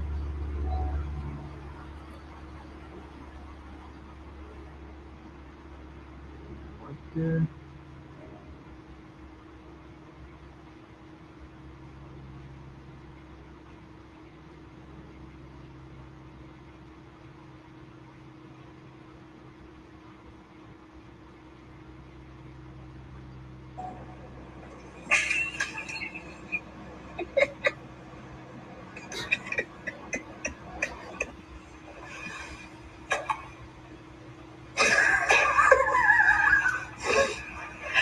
Hey, I've never seen his eyes when he does it.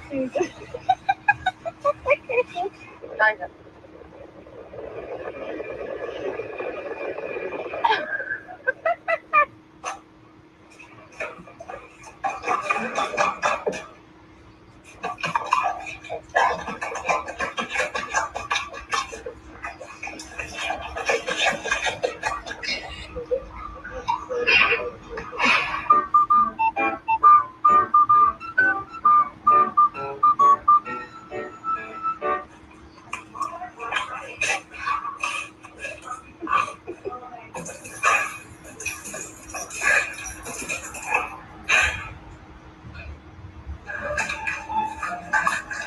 Yeah, sour. Do you want to try it again? Just a little bit? What do you think? Oh, it's sour.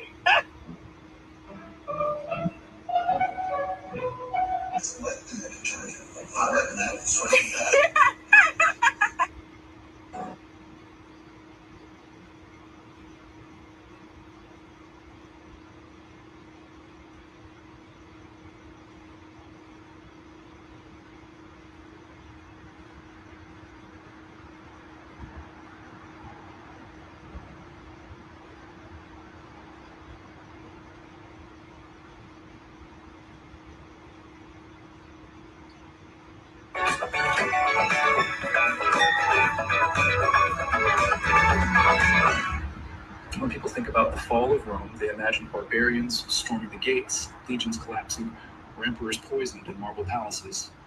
But empires don't crumble just from outside attack. They rot from within.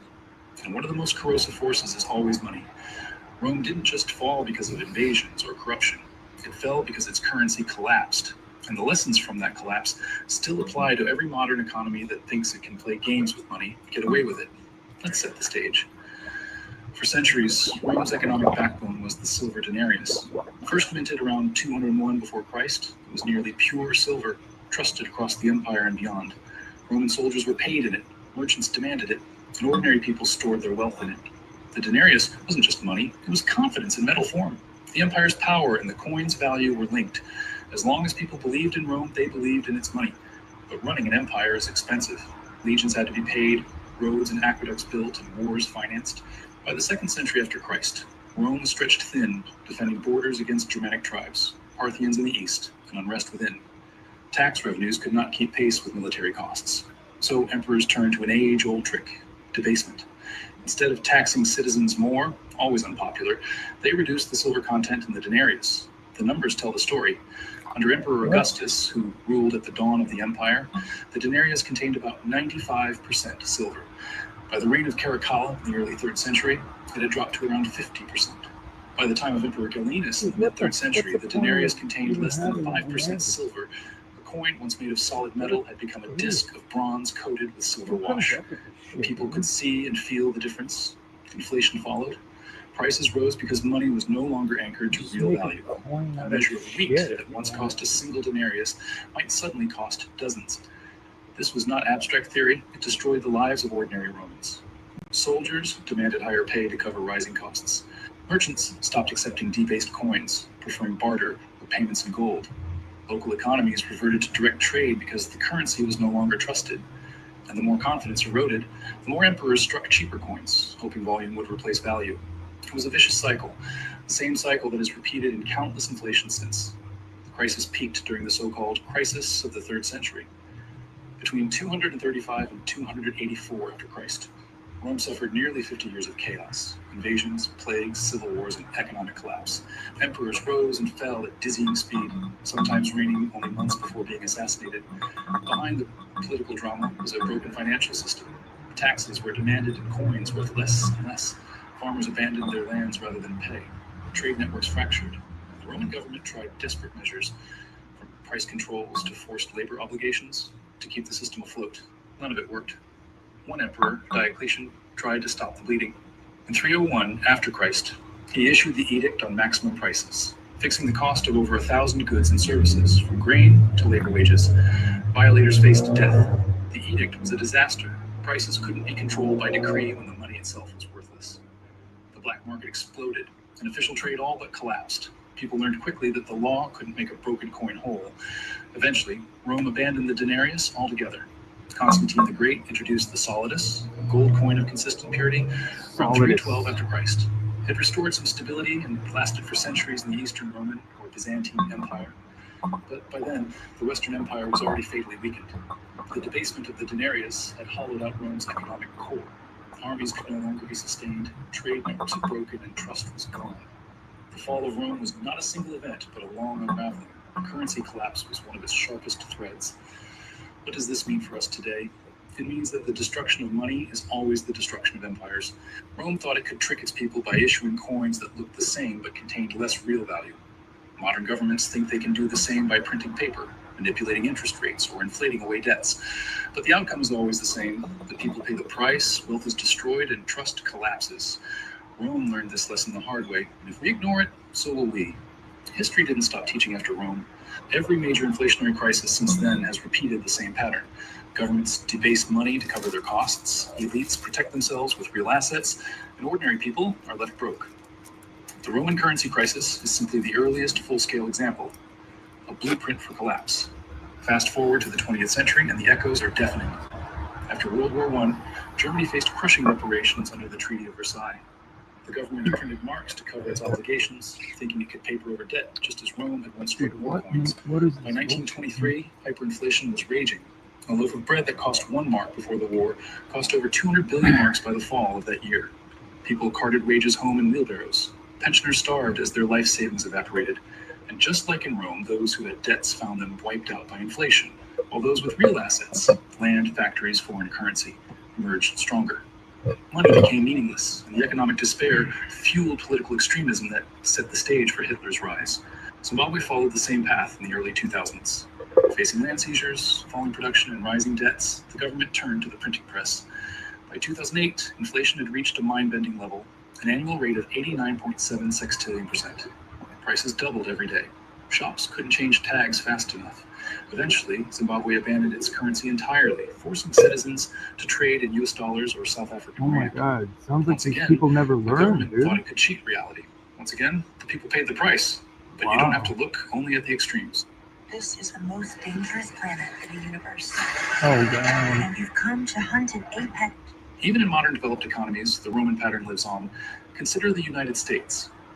In 1971, President Richard Nixon took the dollar off the gold standard, severing the last link between currency and a tangible Why anchor. would you do that? From that moment, the dollar became what economists call a fiat currency, Why would you do backed that? not by gold, but by trust in government. And just as in Oh Rome, my the temptation to spend beyond means grew irresistible. Over the following decades, debt ballooned, money supply expanded, and inflation became a constant undercurrent. While we haven't seen wheelbarrows of cash, we have seen a steady erosion of purchasing power. A dollar in 1971 could buy what takes more than $6 today. The coins look the same, the bills look the same, but the value has been hollowed out. The trick is always the same. Governments disguise inflation as growth. They tell citizens that higher wages mean prosperity, even as costs rise faster. They present debt as investment, even when it funds consumption. They point to rising stock markets as proof of wealth, even when the majority own little or no stock at all. Just like the Roman emperors, they pretend that nothing fundamental has changed, while quietly extracting value from every coin, every bill, every paycheck. What makes this dangerous today is that the scale is global. Rome's collapse was an imperial crisis. Weimar's hyperinflation was national. Zimbabwe's was local. But today, the entire world runs on fiat currencies, massive debts, and central banks willing to print trillions at the first sign of crisis. That means the next collapse won't be confined to a single empire or country. It will ripple across the globe. And if history is any guide, the ones who suffer will not be the elites who hold assets, but the millions who rely on salaries, pensions, and savings denominated in increasingly fragile currencies. So what should you, as an individual, take away from Rome's currency crisis? First, understand that inflation is not an accident. It is policy. It is the silent tax that has broken empires for 2,000 years. Second, realize that real wealth is not found in paper or digits on a screen, but in assets that hold value when money does not. Land, skills, productive businesses, resources. Third, never assume And stability Sean is shoots permanent. parents. Romans in the first century would have laughed if told their coins would one day be worthless. Germans in 1913 would have scoffed at the idea of wheelbarrows full of cash. Zimbabweans in the 1980s thought their independence promised prosperity. Yet in each case, the same story unfolded. The fall of Rome reminds us that financial systems can collapse slowly and suddenly as trust evaporates. When money stops being real, society itself begins to unravel. Contracts fail, trade breaks down, armies dissolve, and governments lose legitimacy. The barbarians at the gate may finish the job, but the real killer is always inside the treasury. And here is the punchline. History doesn't repeat, but if you don't understand it, it will crush you all the same. The Roman currency crisis wasn't just about bad emperors or greedy elites. It was about the fragility of money itself when abused by power. And that fragility has never gone away. If this gave you a new perspective, hit subscribe. History has the answers, and I'll show you where to look.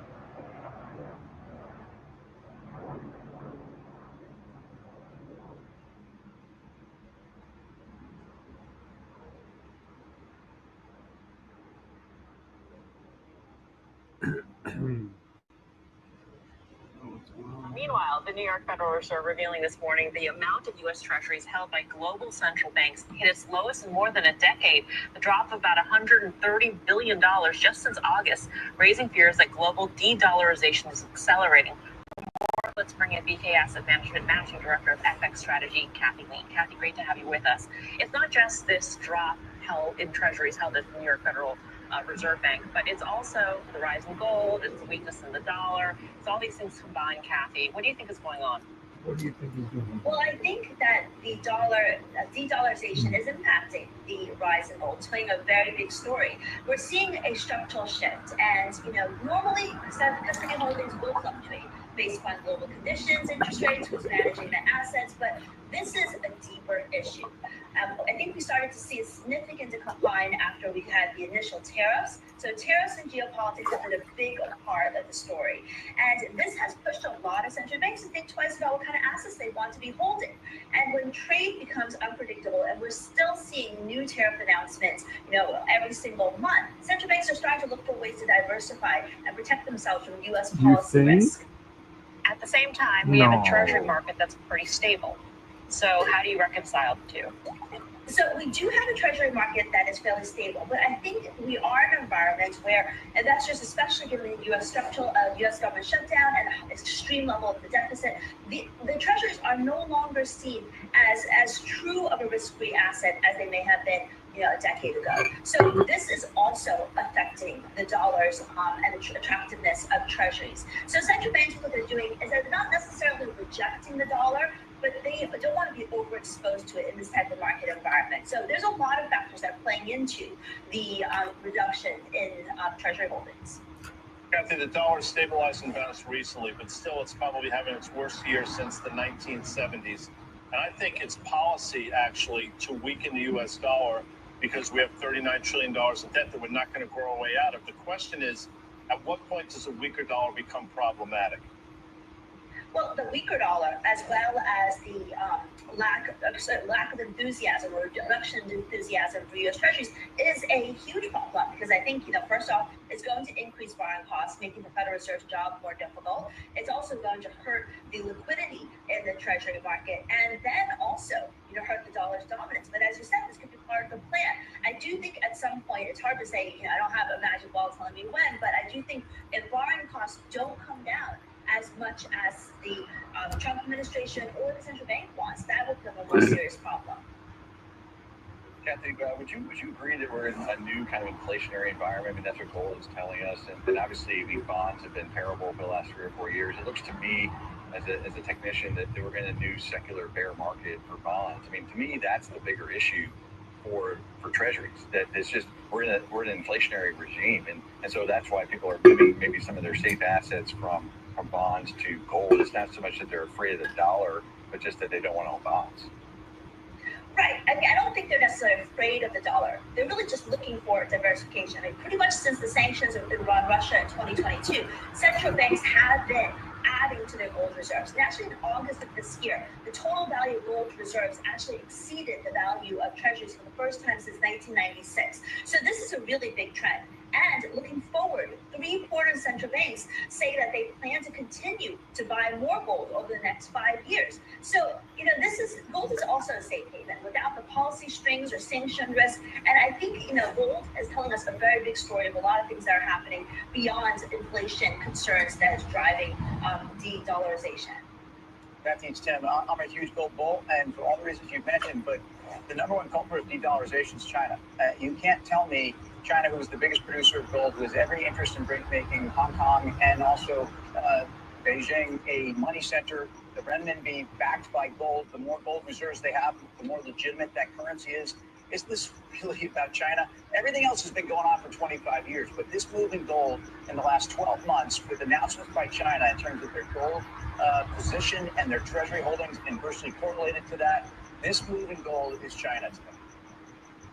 I think it's often about China. You see today's markets. The sell-off is driven by the rare earth announcement by China. I think China plays a very big role in asset holdings as well as the direction of a lot of different industries. But trade settlement, which is what I think you're talking about, in non-dollar currencies, is very much a trend that China has been advocating and been pushing for. So, as you said, by making gold more of an alternative to the dollar, more attractive, this diversification is going to affect the demand for U.S. Treasuries in general. So, I mean, it's really about central banks looking for Plan B, looking for, what's happening over the next, 3 years, and they're looking at the more attractive option, gold versus the dollar right now.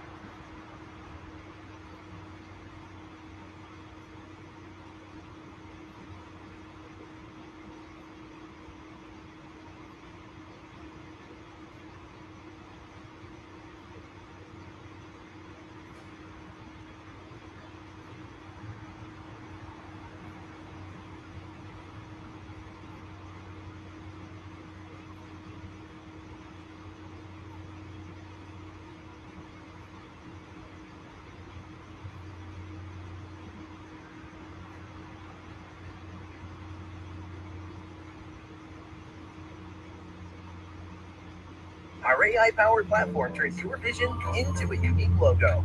Start by going to Logo Maker. This growing macro-led bust in U.S. housing is getting to be serious enough.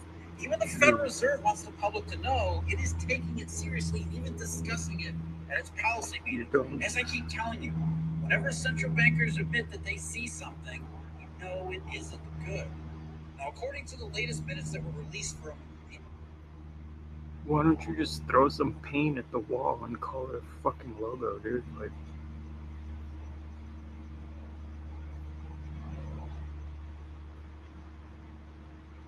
FOMC meeting last month, the one where they dipped back in the Pringles can, at least for a 25 basis point rate cut, housing has become a topic of conversation around the FOMC conference table.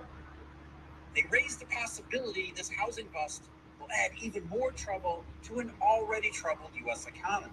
After all, that's why they're in the Pringles can again to begin with.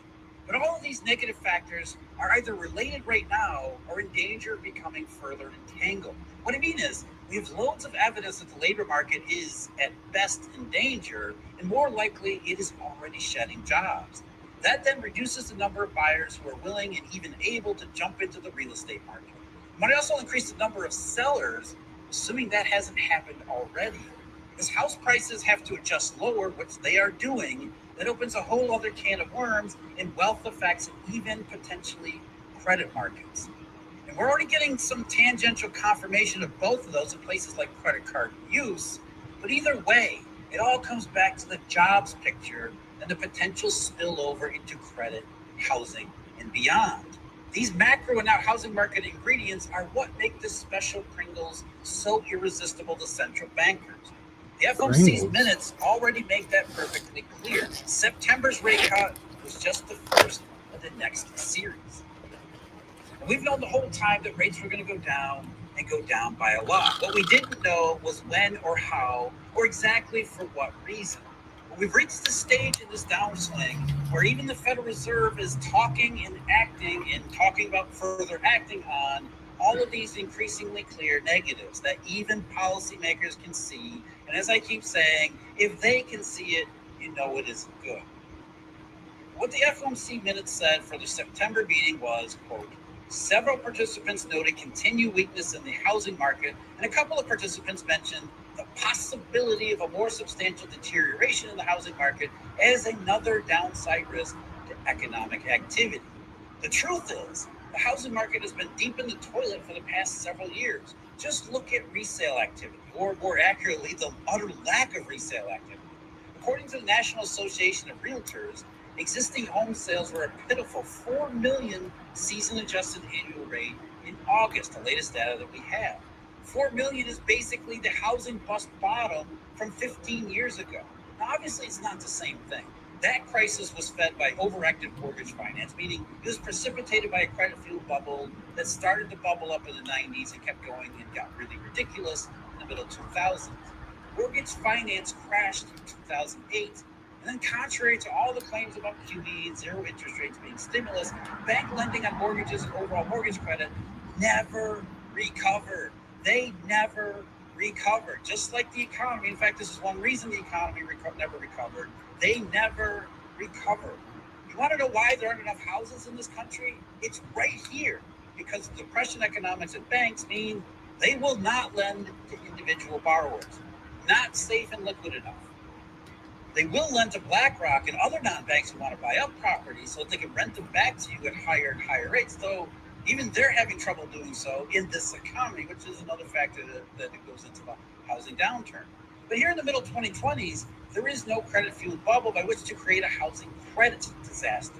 That's why, despite there being such an obvious trough in home buying, we aren't seeing prices plunge, not yet anyway. What is a Eurodollar University membership? It's where understanding the monetary world isn't a mystery, it's a method. If you're serious about your financial education and you want clarity in a world of volatility and misunderstanding, this is for you. We need a small business loan fast. I got this. Loan Cannon!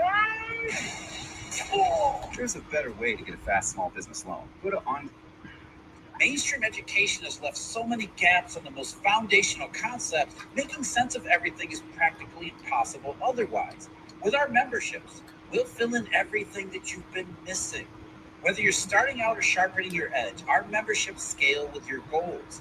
At Eurodollar University, we teach you about how money really works so that you can evaluate fundamentals and make grounded decisions. With the Eurodollar University membership, you get a comprehensive library. Fuck your membership, dude. Go fuck yourself.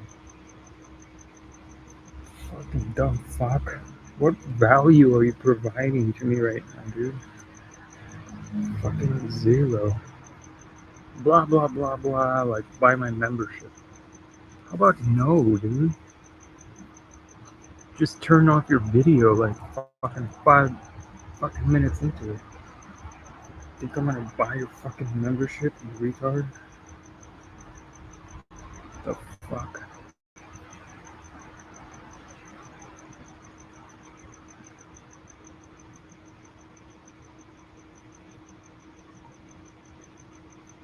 Hello and welcome. I hope you're doing well. Thank you so much for being here. Thank you for joining me. If you haven't already, go ahead and subscribe to World Affairs and Context on Substack and Patreon for extra content and join our community.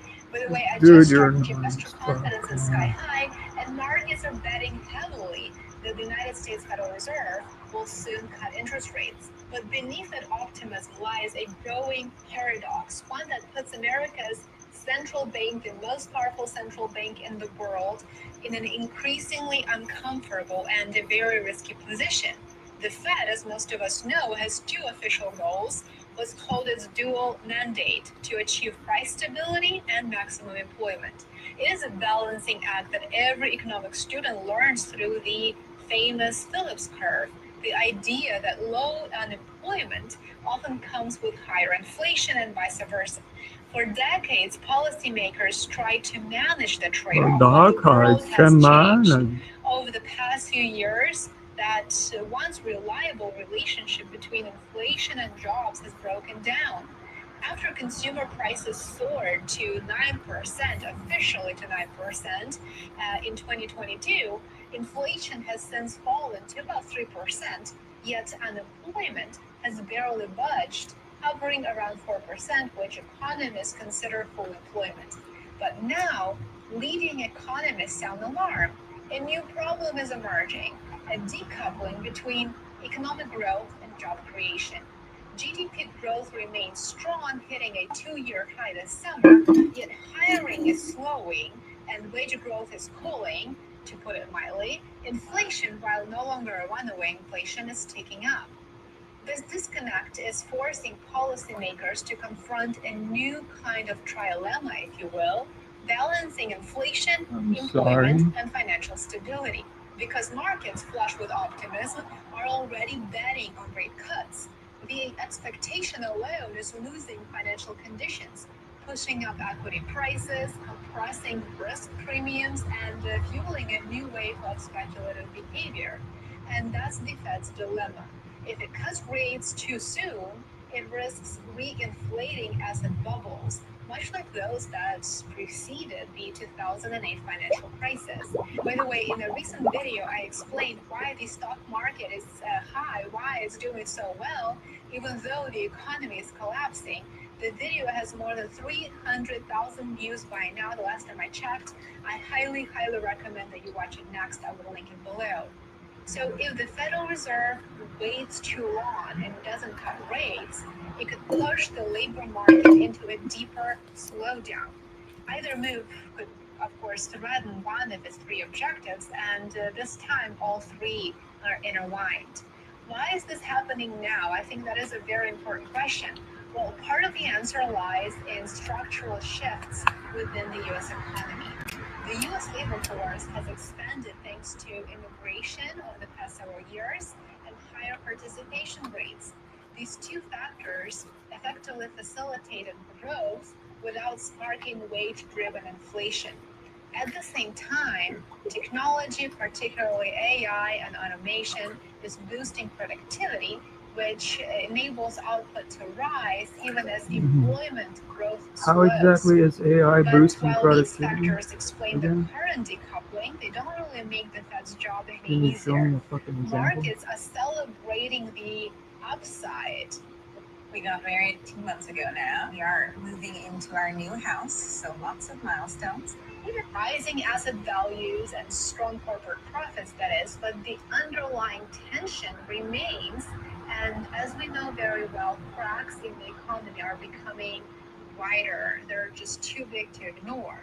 The Fed can't ignore the growing signs of financial excess, such as record valuations, renewed appetite for leverage, and the return of speculative risk-taking. Several senior Fed officials have recently hinted at the need for change. Of course we need change. And now they're pointing to possibly shifting from a fixed 2% inflation target, which was never really a realistic target anyway, to a more flexible range, or possibly Why is using there new inflation at policy the tools that beginning? better reflect today's realities. Such proposals reflect deep internal debates within the institution, within the central bank, about how to manage a world where traditional relationships no longer hold. In essence, the Fed faces a test of credibility, a very difficult one, and also adaptability. Its challenge is no longer just about preventing inflation or keeping people employed. This is about effectively preserving stability in a financial system that increasingly trades on the Fed's every single signal. Now, if you add to it continuous political pressure, then Chairman Powell's job becomes quite impossible. If policymakers move too fast, they could stoke another asset bubble. We don't know that. If they move too slow, they could risk a sharp labor downturn. We don't want that either. The stakes couldn't be higher. They're very, very high. They could not be higher than this. And not just for markets, but also for broader U.S. economy and millions of Americans whose livelihoods directly depend on getting this balance right. As growth decouples from employment, the Fed's trilemma is very clear. Control inflation, support jobs, and prevent instability, and do that all at once. Managing two of those goals, as difficult as it is, now managing all three may prove to be the ultimate test of modern central banking. In simple terms, if the Federal Reserve cuts interest rates to support employment, inflation could flare up again, and financial bubbles might burst. If it keeps rates too high, employment could weaken. And if it starts fighting those bubbles directly, Dude, you're that already could hurt fucking the bragging economy about and AI jobs. fucking Add to that factors like Trump's tariffs and America's massive, truly replacing massive all public the debt, fucking and employees, we have dude. a true chaos. Even if the Fed acts So with what the fuck are surgical you talking precision, about? which is extremely difficult to do, if Oh my not fucking God. impossible, These people tariffs fucking essentially turn up the heat completely in the brainless or inflationary something? boiler. reducing the effectiveness of monetary easing. The key problem is that tariffs are a The fiscal problem is that you're and stabbing yourself in the face and and is wondering controlled why by you're Trump, not fucking by the bleeding. Fed. But the Federal Reserve is forced to deal with their consequences. By 2025, U.S. public debt Sounds like has a plan. surpassed $37 trillion, and interest payments on the debt now exceed defense spending. They're growing faster, actually, than GDP, and every rate fluctuation costs the government tens of billions of dollars. If the Fed keeps rates too high, debt servicing becomes dramatically more expensive. The budget deficit widens, and Washington must borrow even more just to keep up with the debt servicing costs.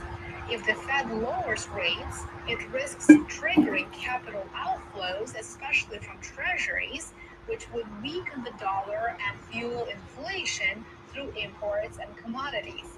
The practical takeaway here is that Trump's battle for control over the Federal Reserve will continue, of course it will, and will intensify the deeper economic crisis within the United States. With control over all financial levers, Trump will have some room to maneuver, though that, of course, doesn't guarantee a favorable outcome. What are your thoughts on the U.S. economic crisis? Let me know in the comments below. As always, I would love Sounds to like a hear from you. self-inflicted wound, Thank you dude. for watching, and thank you.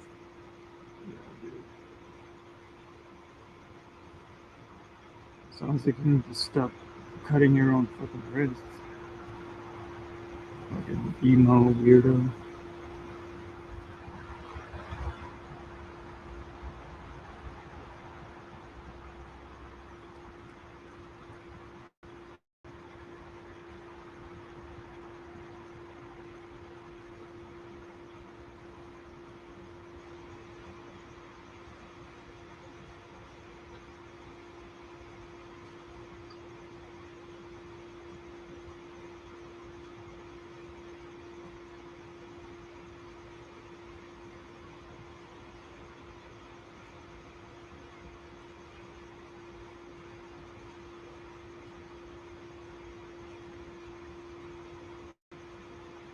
We got a legal letter on July 29th, 2024. Legal letter for P&G because. Welcome back to Exchange.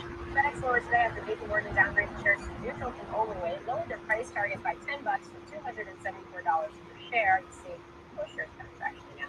They're writing any potential upside for FedEx's strategic turnaround will be offset, given the quote significant headwinds from a difficult industrial backdrop and increasing competition. Meanwhile, a key freight indicator also flashing a warning sign in what is usually a boom month for logistics and transportation companies. Global supply chain reporter Gloria Morocco is here on set with me to discuss the latest. The state of freight. What are we seeing? The state of freight is not that great. Sorry for the rhyme. But in all intents and purposes, so we're talking about the Logistics Management Index, and so they really look at 8 key indicators all about logistics, and the predominant ones are ocean freight orders, warehousing, inventory, and trucks. How much they're moving and what they're bringing, to and from. It was the lowest ever in the inception of the index for September.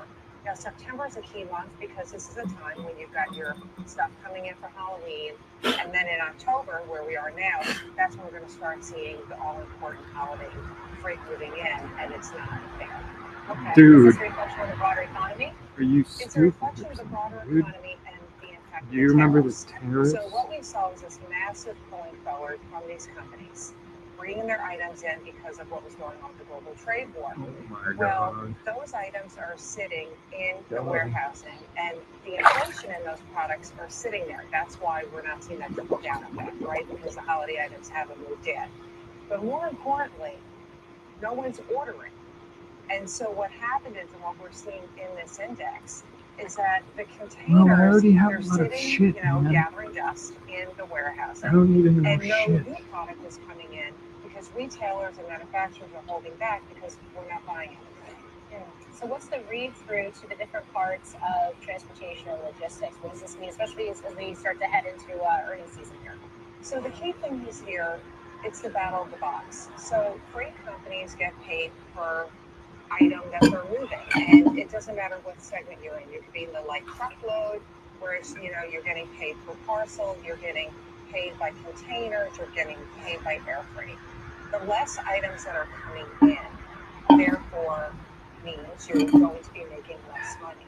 And so what's going to be interesting to see is, particularly with October for the investors, is how much freight moves out of the warehouses into the stores for the holidays. And we know for a fact, based on ocean freight orders and with interviews, that inventory is going to be lean this holiday shopping season.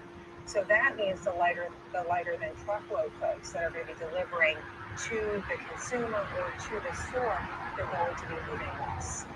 We keep talking about, especially in this government shutdown, alternative types of data. What is freight signaling right now? What are the leading indicators? The leading indicators are ocean freight bookings. And so we've got some great data here from Vision. And so this is all about the stuff that's coming in for you tomorrow. And so we went all the way back year over year. And we are now at a point right now, 1 million less containers for this year compared to last year. And so when you're in an industry that you get paid, Last year was very bad. parcel, a million containers, that's a lot of parcels that will not be here. Interesting. Buckle your seatbelts for this holiday season. Exactly. We're in Morocco. Great to see you. Oh, Happy year my. on set. Thank you. Thank you. I'm buckled.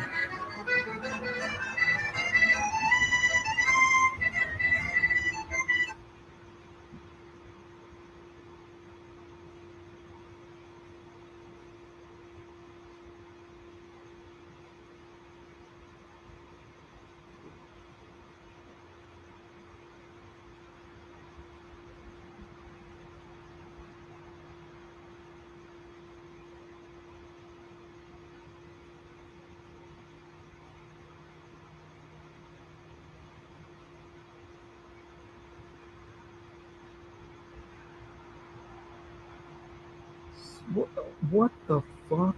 Stocks at lows? Are you stupid? Dude, is this guy really trying to tell you that it's time to buy stocks again? Oh my god. What a fraud. Dude, this crash is just getting started, dude.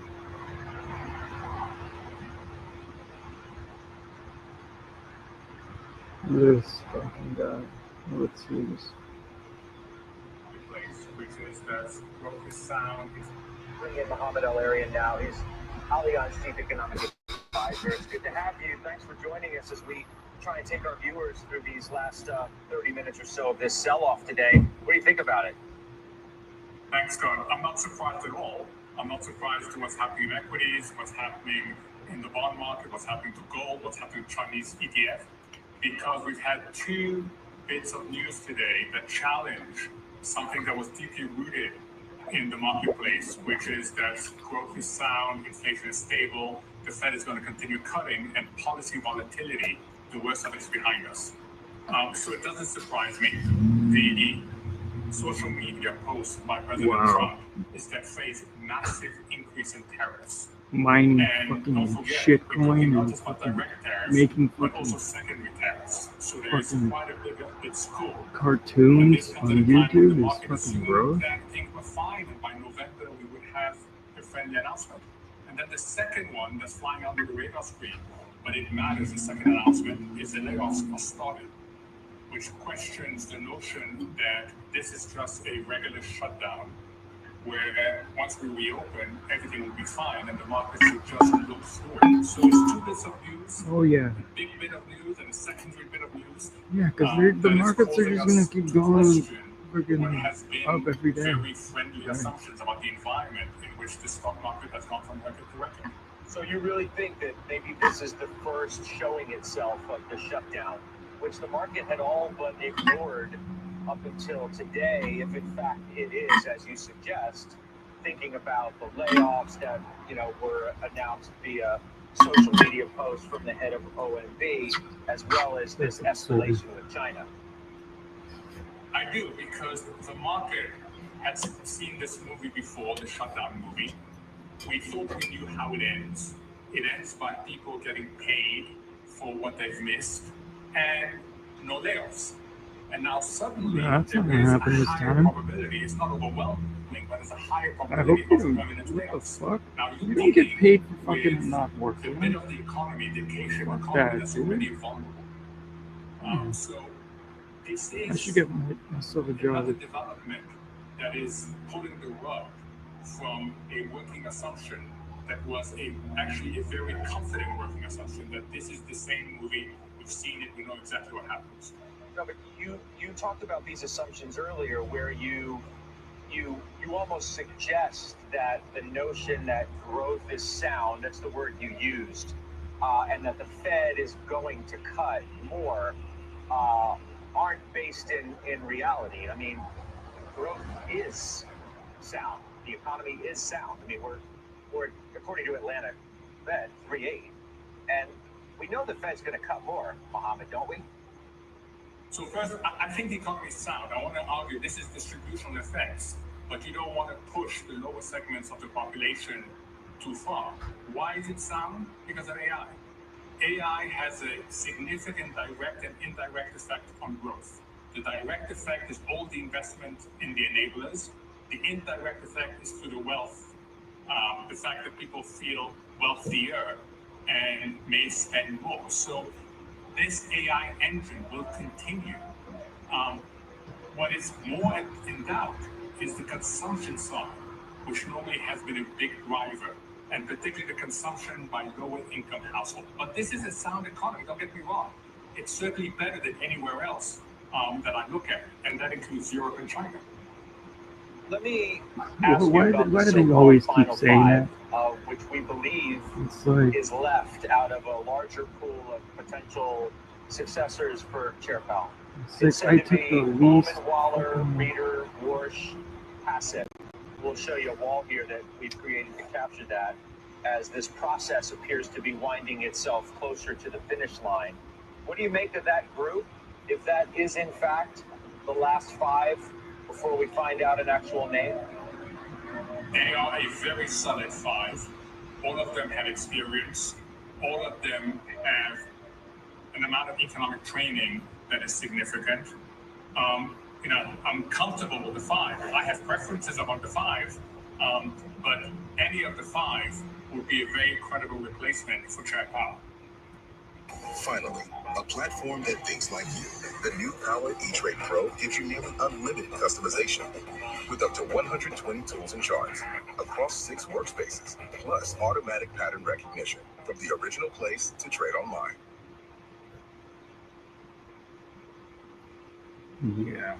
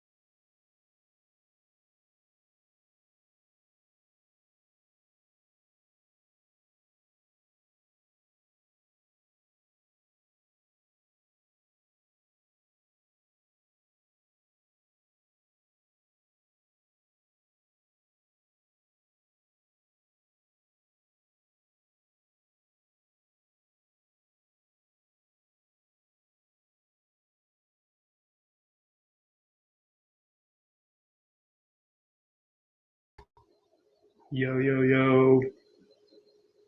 Yo, yo, yo.